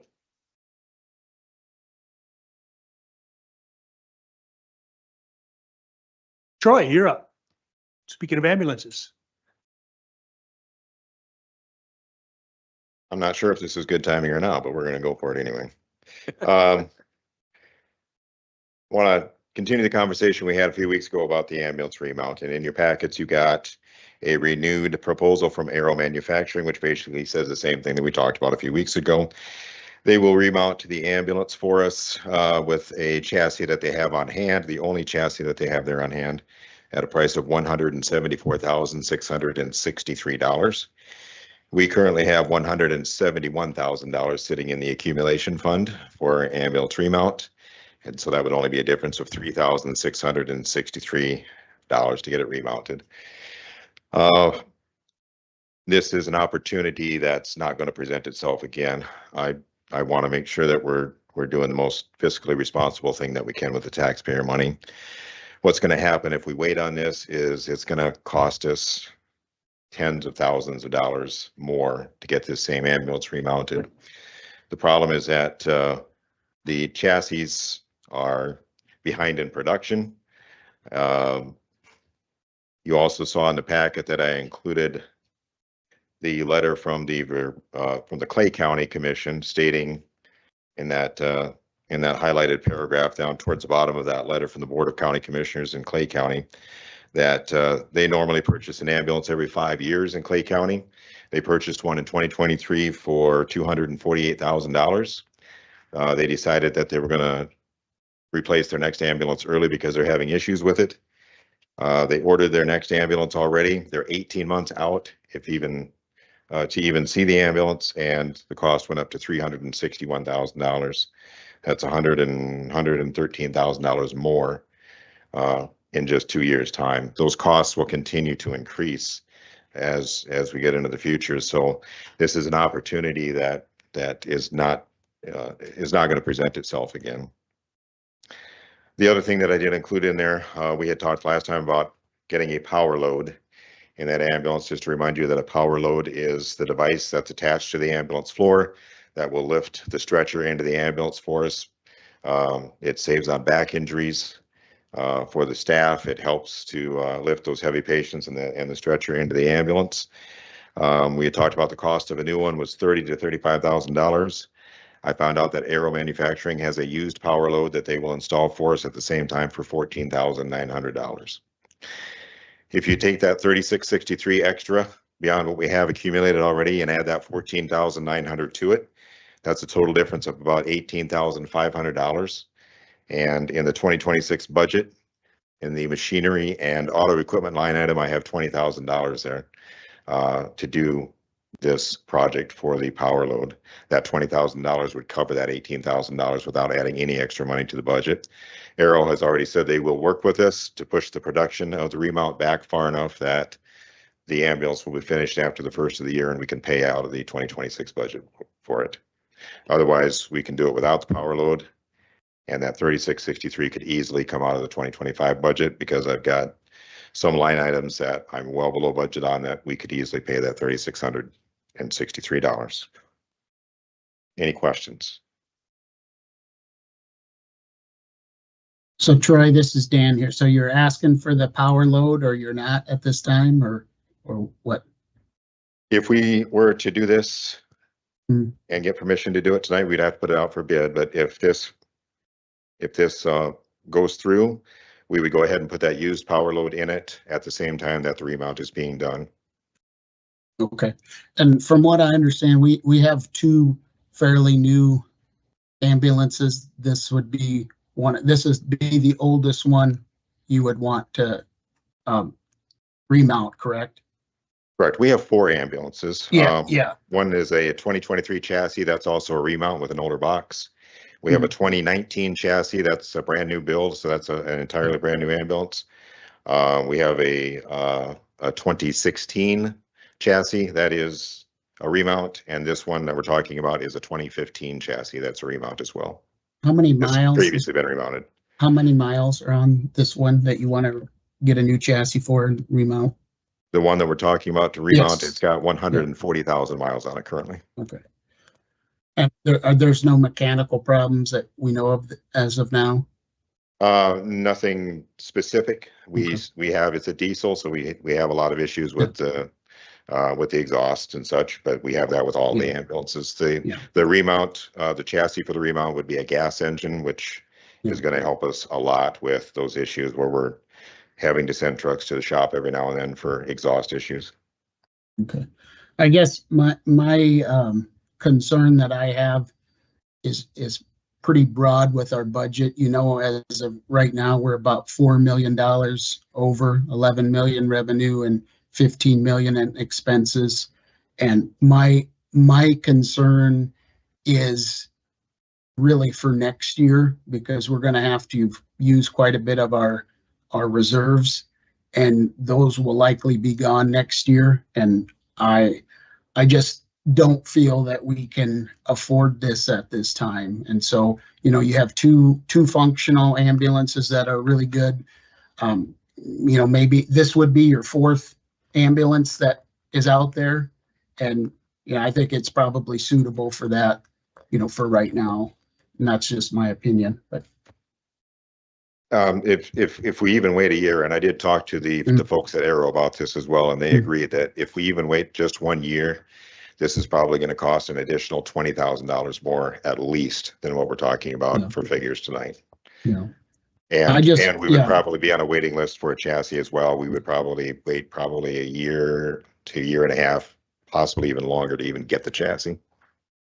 Have we applied to, you know, Avera or anybody for, you know, a grant for these types of things?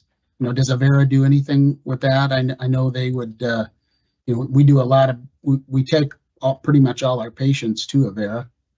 Have they ever thought about contributing to an ambulance? I'm not aware of any grants or anything that they would have. I don't, with the conversations we've had with them in the past with funding, I don't think that they have any interest in helping out with the ambulance. Yeah. I don't blame you for asking for it, but I don't think I can support it because we have 2 really good ones, and our budget situation this year is very serious in my opinion.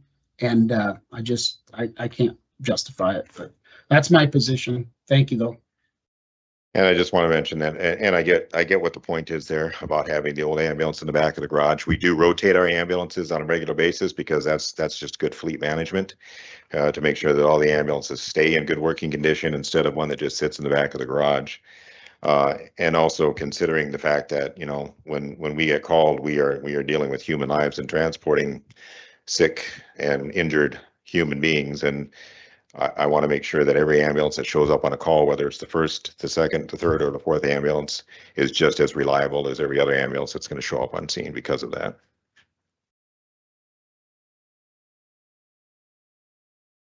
Any other questions? Any questions for Troy from the commission? Hearing none. So Any further discussion? just a question on, the money that you put away every year for the last several years, how much was that? It's currently sitting at $171,000. And is that $171,000, is that in this loss, that Mrs. Al talked about? No, it's not. That's an accumulated fund. It's separately, it's earmarked specifically for. Okay. Okay.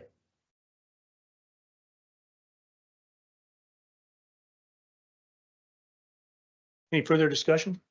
Yeah, Patty, a question on that. That's in addition to the normal ambulance fund though, correct? Because we have what we budget for the ambulance and then county accumulation is separate from that. Yeah, Correct. that 171,000 is, Yeah. it's to be transferred in to his budget whenever they use it. Yeah. So So- it's already taken out of the general fund. Yeah.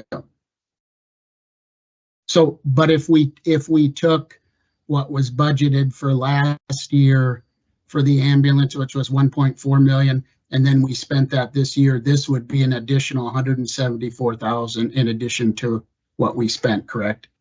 In the budget, Because yeah. it's budgeted separately. Okay, thank you. Yep, it'll go back into his budget.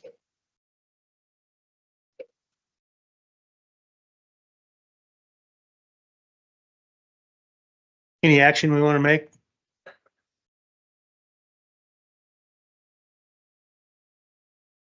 Well, I guess, due to the fact that, over the years, we've asked them to put money away to do a consistent replacement program, and we put that money away. Yeah, granted, it probably, it could maybe be taken out of that and used in dire straits, but I think the commitment that they made as a department is to put that money away for replacement. And I would be in favor of replacing the ambulance.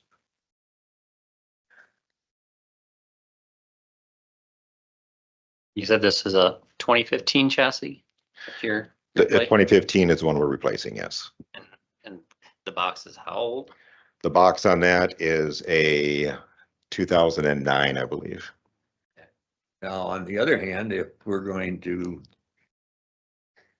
dump the ambulance from the county, it'd be foolish to buy one, upgrade. But I don't think we want to do that.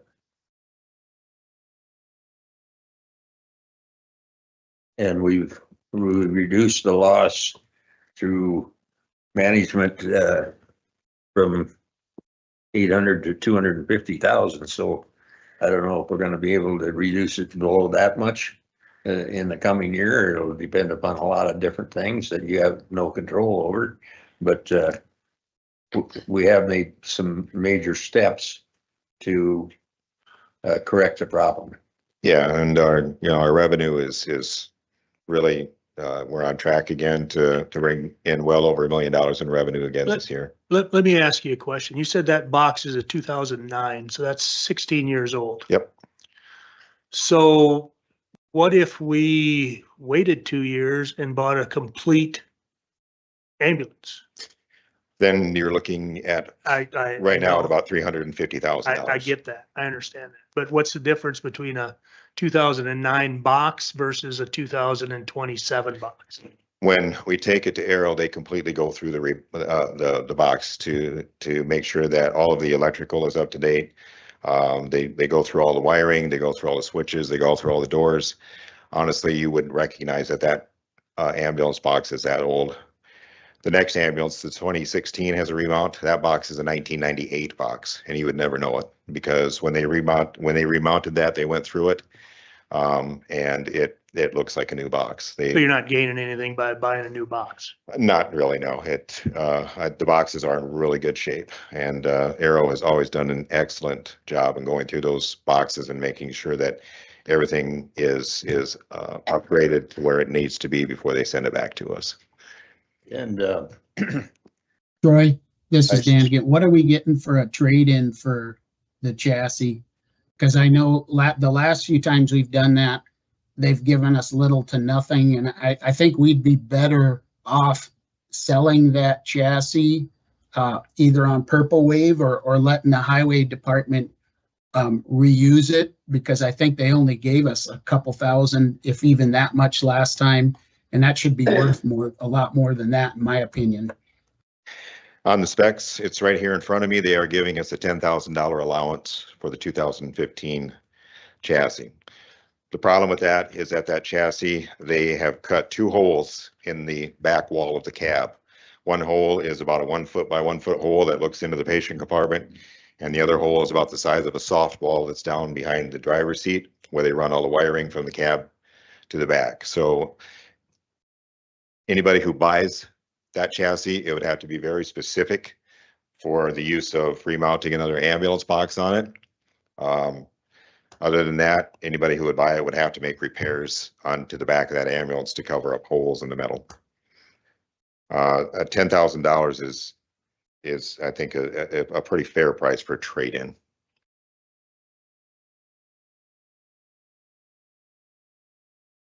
I guess I fully support whatever if you do something, having the lift on it, The power load, yeah. power lift, Mhm. because someday you're gonna get a guy like John or I. Hard to lift. Hard to lift. That's Well, right. we've already had patients that would probably be the equivalent of Okay, both John and you, so they've done their job. Donna, you want to make a motion or? I'd move that we go ahead with the replacement of the body and move forward. And Thank you. I get a And you're second? doing that with the power load system? yes, I'll second. A motion by Don, second by Ryan. Any further discussion? Yeah, for further discussion, I Let's just, do, again, yes, again, the way our budget's looking this year, I think next year is going to be pretty tough. So that's all I have. any further discussion? Hearing none, roll call vote, please, Patty. Don, yes, Ryan, Yes, Wanda, Yes. Dan, No, John.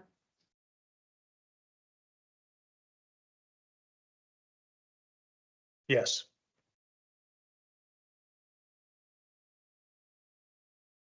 Motion carries. Thank you all very much. Appreciate it. thank you. Ryan, 4-H program coordinator. I think Okay. you were tasked with that position.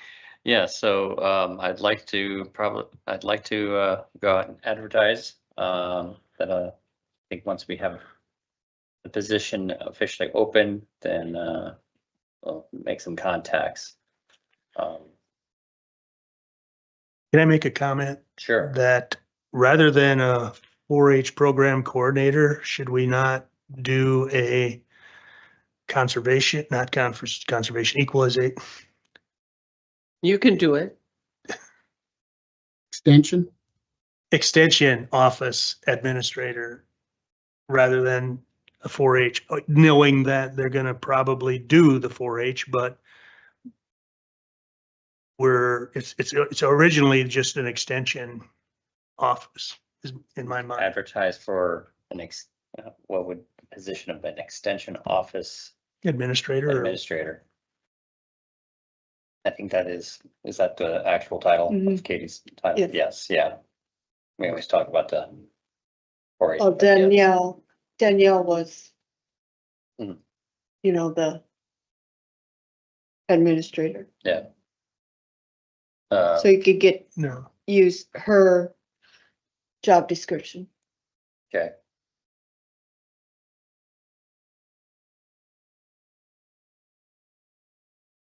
And maybe put them together. Right? Do you think? Put both the Katie's job description and Danielle's. And maybe put the qualifications together. Yeah. And then we'd have only one person in that position or in that position, which is what we budgeted for next year, not having two people.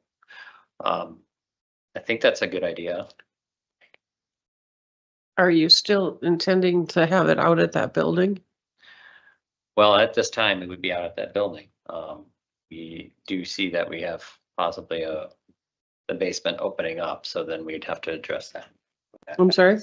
When the basement opens up, then we would have to address that too. So I will be meeting with 4-H leaders next week.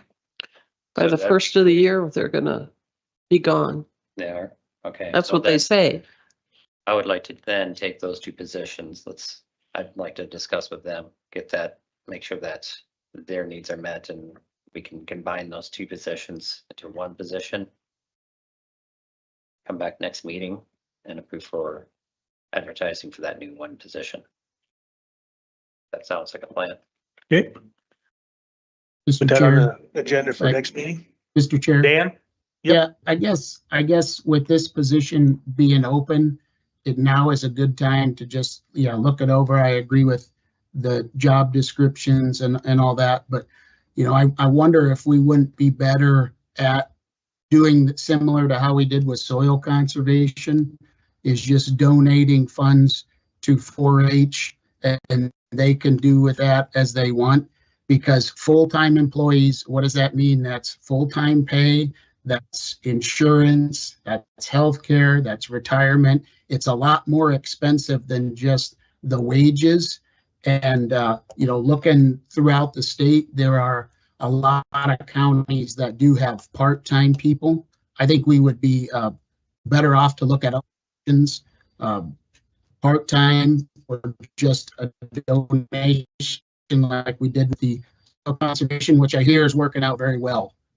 And there are certain times of the year where 4-H is really busy. I was out there Saturday. They did a great job at the fair. Katie did a great job where they could use that fund to hire more people. And then there are times when it's not so busy, like over Christmas and when school's out. So I guess maybe now is the time to discuss that and see what we want to do. But I would think that empowering the 4-H leaders to kind of choose how they want to manage it would be better than having the employee at this time.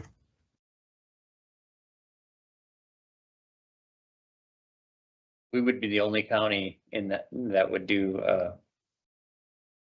would be in this situation then, where there is no state extension support. There's a lot of counties that have part-time, and there are some counties But that you're don't talking about have. none. You're talking about zero. You're talking about just giving them some money and letting them handle it. I think that's an option to look at. There are a bunch of counties, like Lawrence County doesn't have any 4-H. Butte County takes care of them and they work together. I mean, there's many counties that are that way. And Custer County's like that as well. I have a big list. I have a big list. They here. have an SDSU agent that works with multiple counties. Yeah. And Well, when I talked to them, they had tried to do some cases where they've spread a single person over 3 counties, but they did not like the results of that. So they tried to limit that only to 2 counties per person. Does anyone know the reason why we can't get state support in Yankton County for 4-H? Right now, SDSU is in a no position freeze, no new position freeze. So they are not able to create a position for Yankton County. We know We how are many in a- I think there's only a couple counties in the whole state that are in that situation. Is that correct? I think us There and are Bennett County. there are 9 counties that pay for that hire their own extension person. No, I mean, So how many counties aren't supported with a state 4-H person? 9. And that have no state 4-H at all? Okay. That don't have, yeah, they do not rely on SDSU for Mhm. support or main support. Well, and Ryan, you said that there were some programs that we wouldn't be able to do with a single person. Was that correct? That When I- is one of the challenges, and I've already talked to Katie about that, and that's one of those things I think that we're gonna have to just deal with at the moment. Mhm. Most of it is about requirements for 2 adults for most of these programs always. So in that case, yes, we will have to rely a lot more on volunteers. Well, what if we took the salary that we would pay that person, and like I said, we donated it to 4-H for salary, and they could hire their own people. I know a lot of those 4-H leaders go to that anyway. That might be a better situation.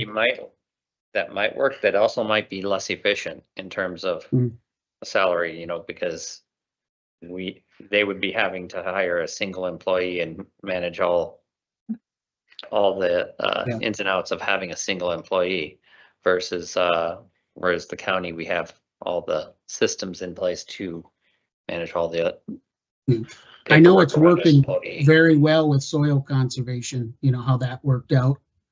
That's a very different situation, though, I do believe. So why don't we, like Ryan said, let's discuss it, and he's gonna talk to the 4-H leaders, and let's put a plan together and come together at our next meeting and decide how we want to handle this. Yeah, and so I will get the job descriptions. We'll come up with a single description.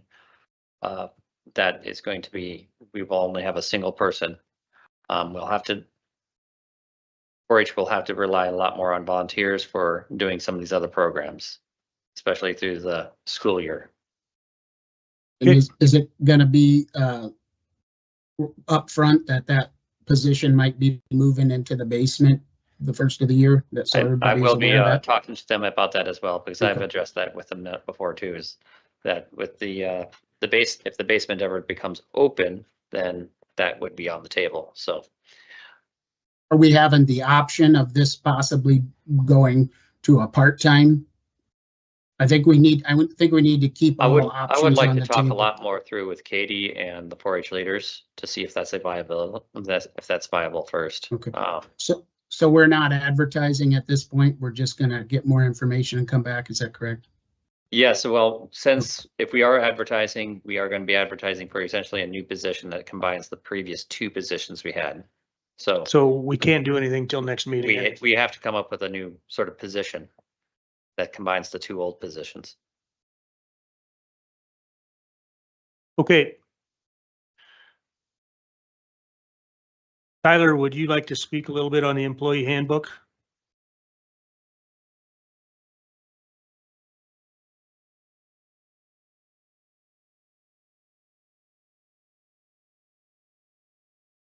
So I was asked by the commission to look at adding a section to the handbook mandating anti-sexual harassment, discrimination, training for the employees of Yankton County, possibly including department heads, elected officials, and commissioners. I looked into it. I had some questions that I needed to follow up so the commission can discuss what we want to put in it and how we want to go about implementing it or drafting it. I know when we did the handbook, we hired alternative HR to go through the handbook and create what we currently have. Speaking with other members of my office, they believe that we should probably go back to them for revisions since they're the ones that made the handbook and can advise us of the changes and if legally they would make sense. Second issue or question that was brought to me was do we want to include, like I said, the county commissioners, the department heads, the elected officials in the office to include this training? And third question is, will other types of sexual harassment training that some employees already take, will that count towards this requirement? For example, as an attorney and that's a member of the state bar in South Dakota, we are required every 3 years to take sexual harassment training.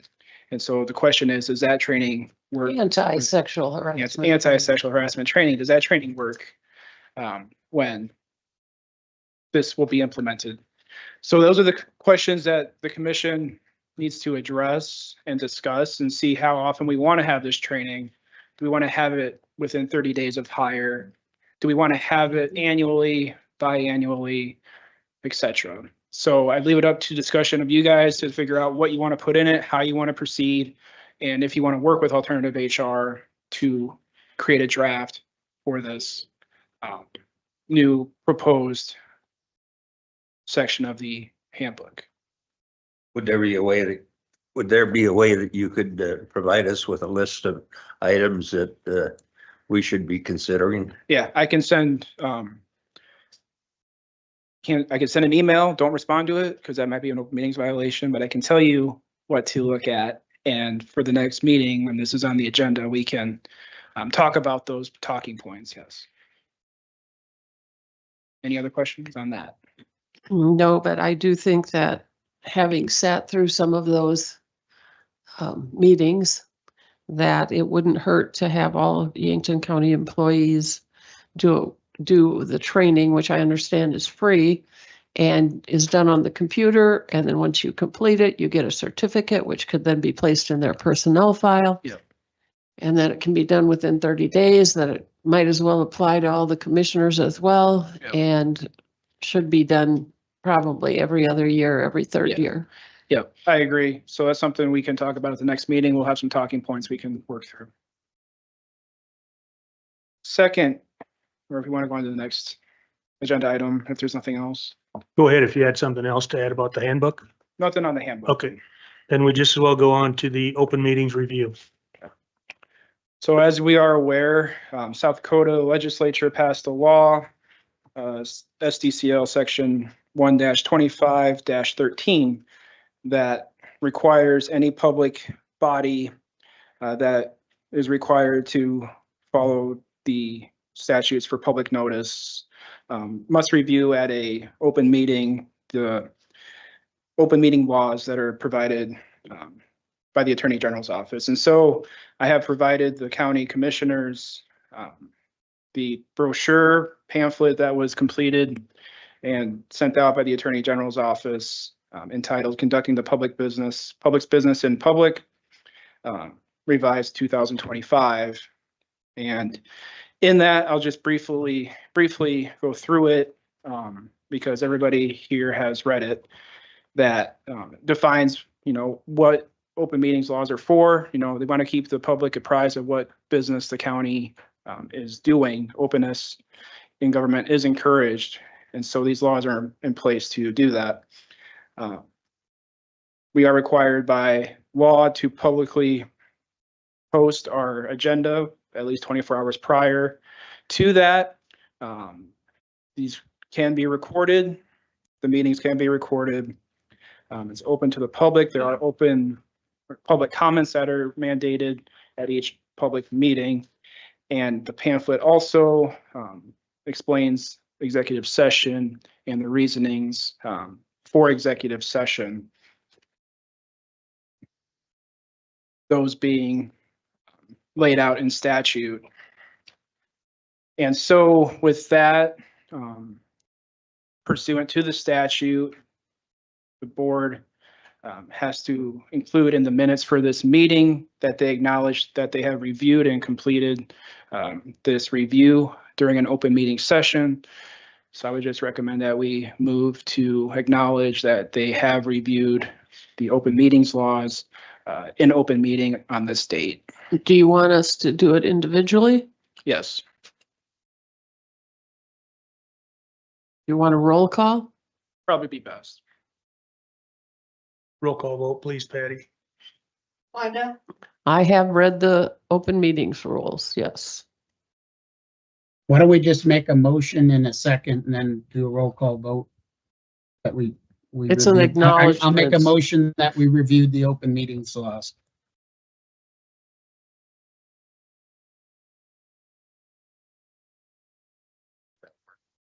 Can we just do a motion and I was just, Do we need a motion? I thought we were just going to acknowledge just that we acknowledge, did it, just acknowledge that we did that it. you have Yeah. reviewed it, yes. Yes. all right? I don't know, I think that makes sense. Yeah. Just acknowledge. Okay, I have read the open meetings laws. Dan, Acknowledged. Don, Acknowledge. Don, I have read the open meeting laws in the brochure and also listened to a blog put on by the Assistant State's Attorney. Attorney General.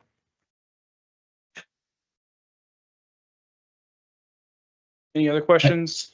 And State's Attorney, are we gonna have, the Planning Commission and the Drainage Commission will have to get this as well, won't they? Yep, I emailed Gary to get that on the agenda for their next meeting. I believe it's scheduled. And then Thank I would you. ask that, we just have this on the agenda, the first meeting of the year, every year. So, thank you. You could note on a reminder on your calendar for the first of the year. Thanks, Tyler. Did we scratch this one?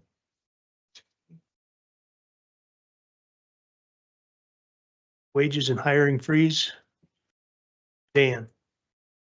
Hi, Mr. Chair, thank you. I guess we did a hiring freeze earlier this year, and I would propose that we add a couple items into the book just to make it more clear. From what I understand, there are some department heads that have followed the hiring freeze and some that have not. And I'm just going to assume that's a mistake, but I would propose that we add this in here. The first one, we'll start with the wages. I know this has always been an issue, is we have people come in at different times of the year asking for pay increases, and it always causes hard feelings. So I would propose to 907, we add that pay increases will only be considered during the budget process. I think that's a wise move. We certainly shouldn't be raising wages after budgeting for obvious reasons. So I guess, does anybody have any issues with that? And fun. I know this has happened numerous times, I guess, over the years. I think that would make that clear. So no issues with that. And then section 612, just clarifying that when we're in a hiring freeze, that the department head must submit a justification letter to refill the position. It must be on the agenda and then submitted for approval or denial. And that's hasn't necessarily been happening in every situation from what I understand. This would just make that crystal clear. Are there any questions? Well, Dan, I'd support your second suggestion. Your first one, I think we're nominated, elected, and have leadership and skills to realize when an employee needs to have some additional compensation. I fully agree that with you, it should normally be done one time a year, but there are instances where I would hate to have that qualification bind us into a problem. Yeah, okay. I can see your point, Don, and I actually agree. I guess when I was considering this, I was more of like across, like when the ambulance came in and wanted across the board pay increases. But to your point, I can agree with that, and I'd be willing to scratch that if you aren't comfortable with it. well, I think most department heads and when they do their budget, they put in an increase like a step raise already in their budget for that. Okay. Yeah. And the I same can- with I agree with hiring, that. like I have 3 permanent, and if Mhm. one would quit and I don't think I think I should be able to hire someone for that position. Well, I might disagree a little bit with that. Yeah. Because it's in the budget doesn't mean that it's automatically the thing that you should and have to do. It was considered and approved at the beginning of the process, and there should be good reasons for it. But you know, people tend to stretch the requirements a bit, I think, and I think if we put it in that there are no raises without approval during the year, without approval of the commission, because we're the ones that are ultimately responsible for what happens financially to the county. It's not I an think employee. it's already set that the commission approves raises. We submit, our annual reviews and step increase proposals and sign off on it, but it's ultimately the commission that signs it. So it's already in effect.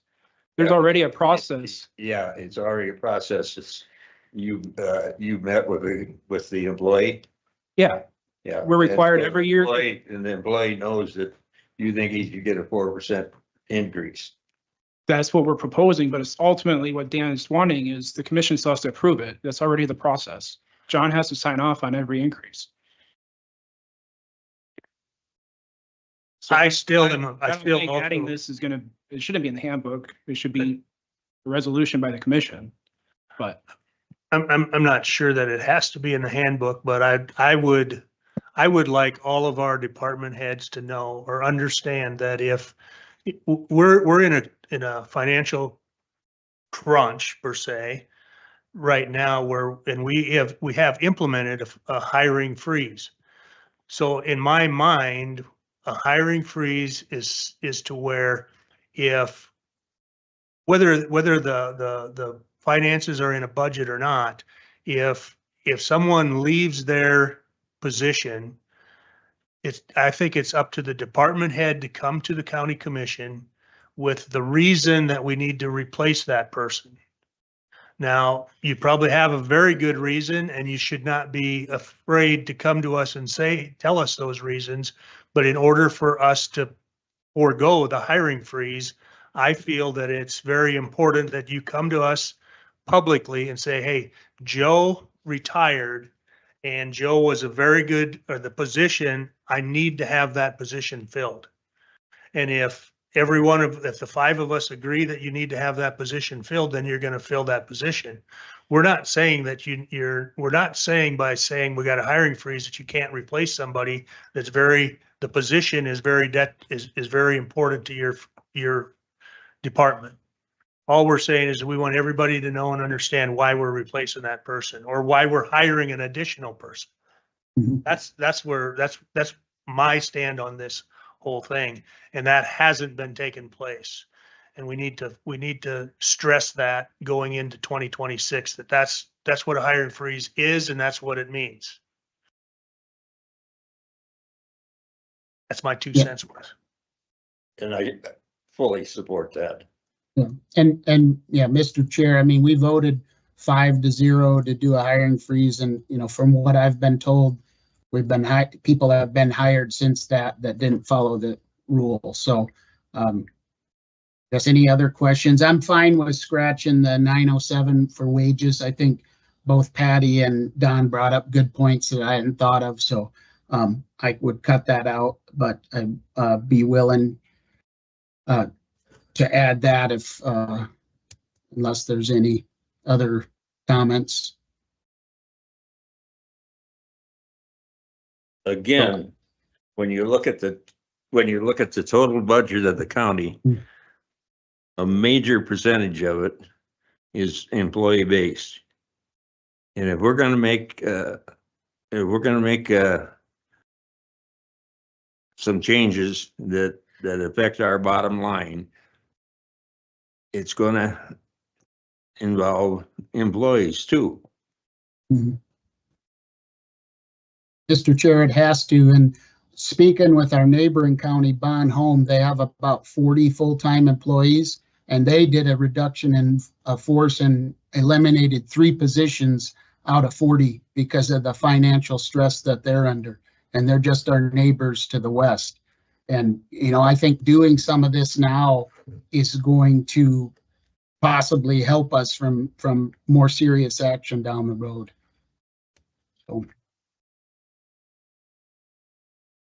Okay, So I guess I'd make a motion to add, change the 612 position changes and adding the refilling of current positions during a hiring freeze to the handbook.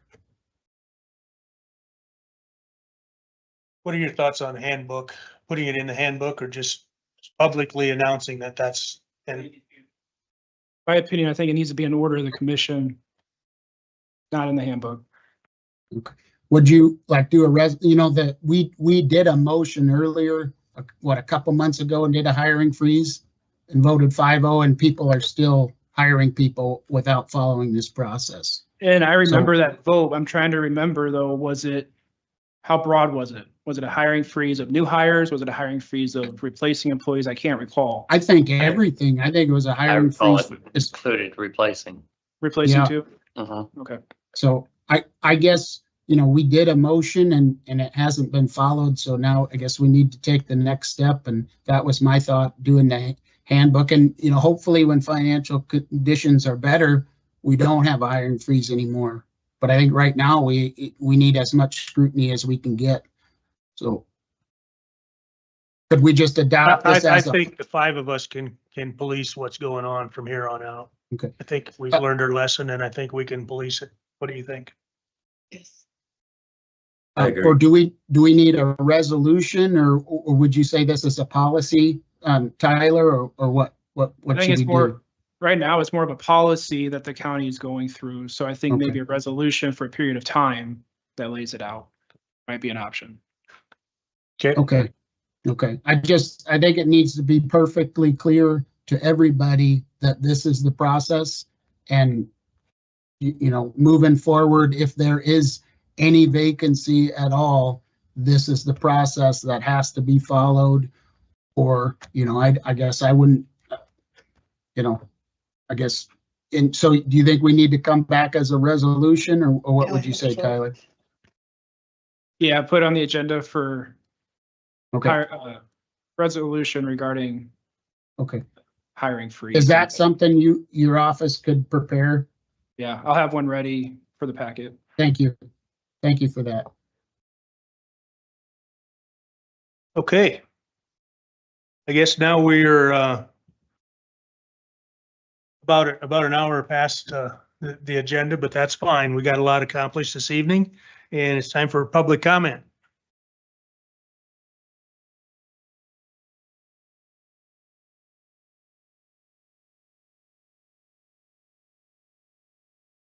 Good evening, State Senator Lauren Nelson here. I guess I'll say that because I'm here in that capacity. Just want to go back to something really quickly said earlier. I guess I got 2 points here. First one is House Bill 1043. I just want to clarify, since it was talked about here, was quoted in the press in Dakota, died in the House of Representatives in the Appropriations Committee.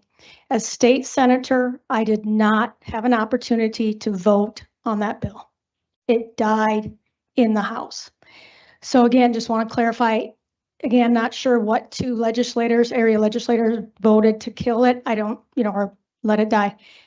If it was, the only 2 representatives that had the chance area to vote on that would have been Representative Auk and Representative Casson from Vermillion, the Clay County. So just want to clarify that. Other thing I just want to say, this road situation down here with Mr. Velick, I hope one of you is on the phone tomorrow morning figuring this thing out. Because here's the thing, if one person is killed, because I went back and looked at the planning and zoning minutes, one of the conditions is that those trucks will stop. And if one of those trucks do not stop and hit somebody, you guys approve the CUP. So I just want, I don't know, if I were you, I don't know if I could sleep tonight. I would be thinking, what am I going to do tomorrow to get this figured out? Because if one person loses their life, I can't imagine. So just want to say that also to offer, if you need any help, if you need me to call somebody, talk to anybody or get on the horn to help with that situation, I'd be more than happy to help with that. Thanks. Thank you.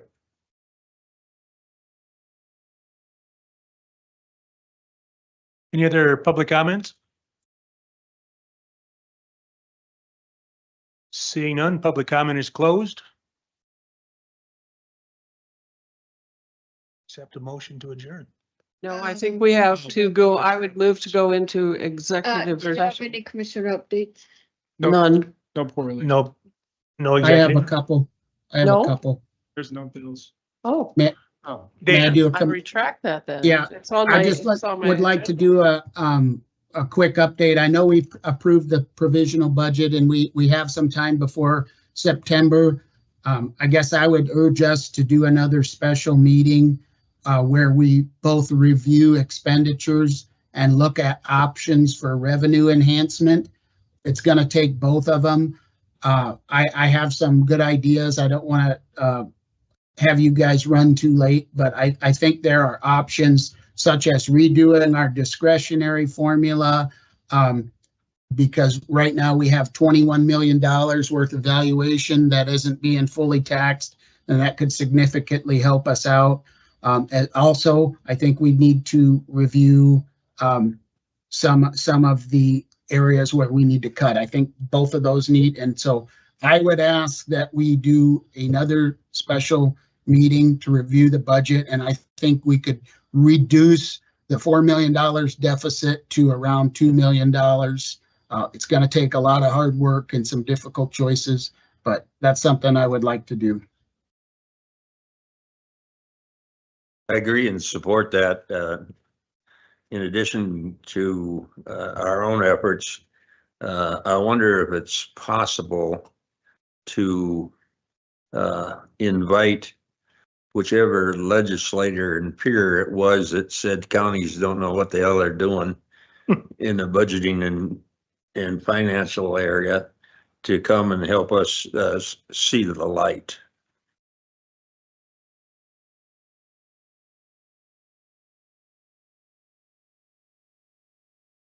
I would, to that, I would add that Representative Auk and Representative Nelson did sit down with myself and the auditor for about 4 hours and review our budget.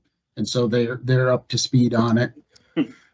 And thank them. I do thank them for spending the time.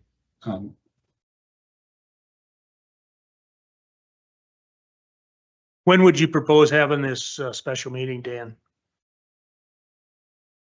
You know, at your call, I just think we should review it one more time, and we're gonna have to take the gloves off. And again, my concern isn't so much this year. It's if our funds are depleted and we propose a similar budget to this next year, we're gonna be in pretty tough shape. And I think we need to have all options on the table, both cuts and added revenue, and we got to discuss it all. My suggestion is that the head of the audit department in Pier, is that right, Patty? Yeah, has gone through our books and processes, and he has agreed to come and talk to us sometime prior to the final submission of the budget. I would recommend that we try to get him here sometime in August so that we can get his input also on what the outlook is. And he said he'd come, so. Would you contact him and see if he could, if we could nail down a date? Yeah. Okay. I'll check with. Okay, And if he puts it off, tell him to talk to Don. I'd like a call, because I'll call and talk to him. Not that it'll do any good. Okay, anything else for next meeting?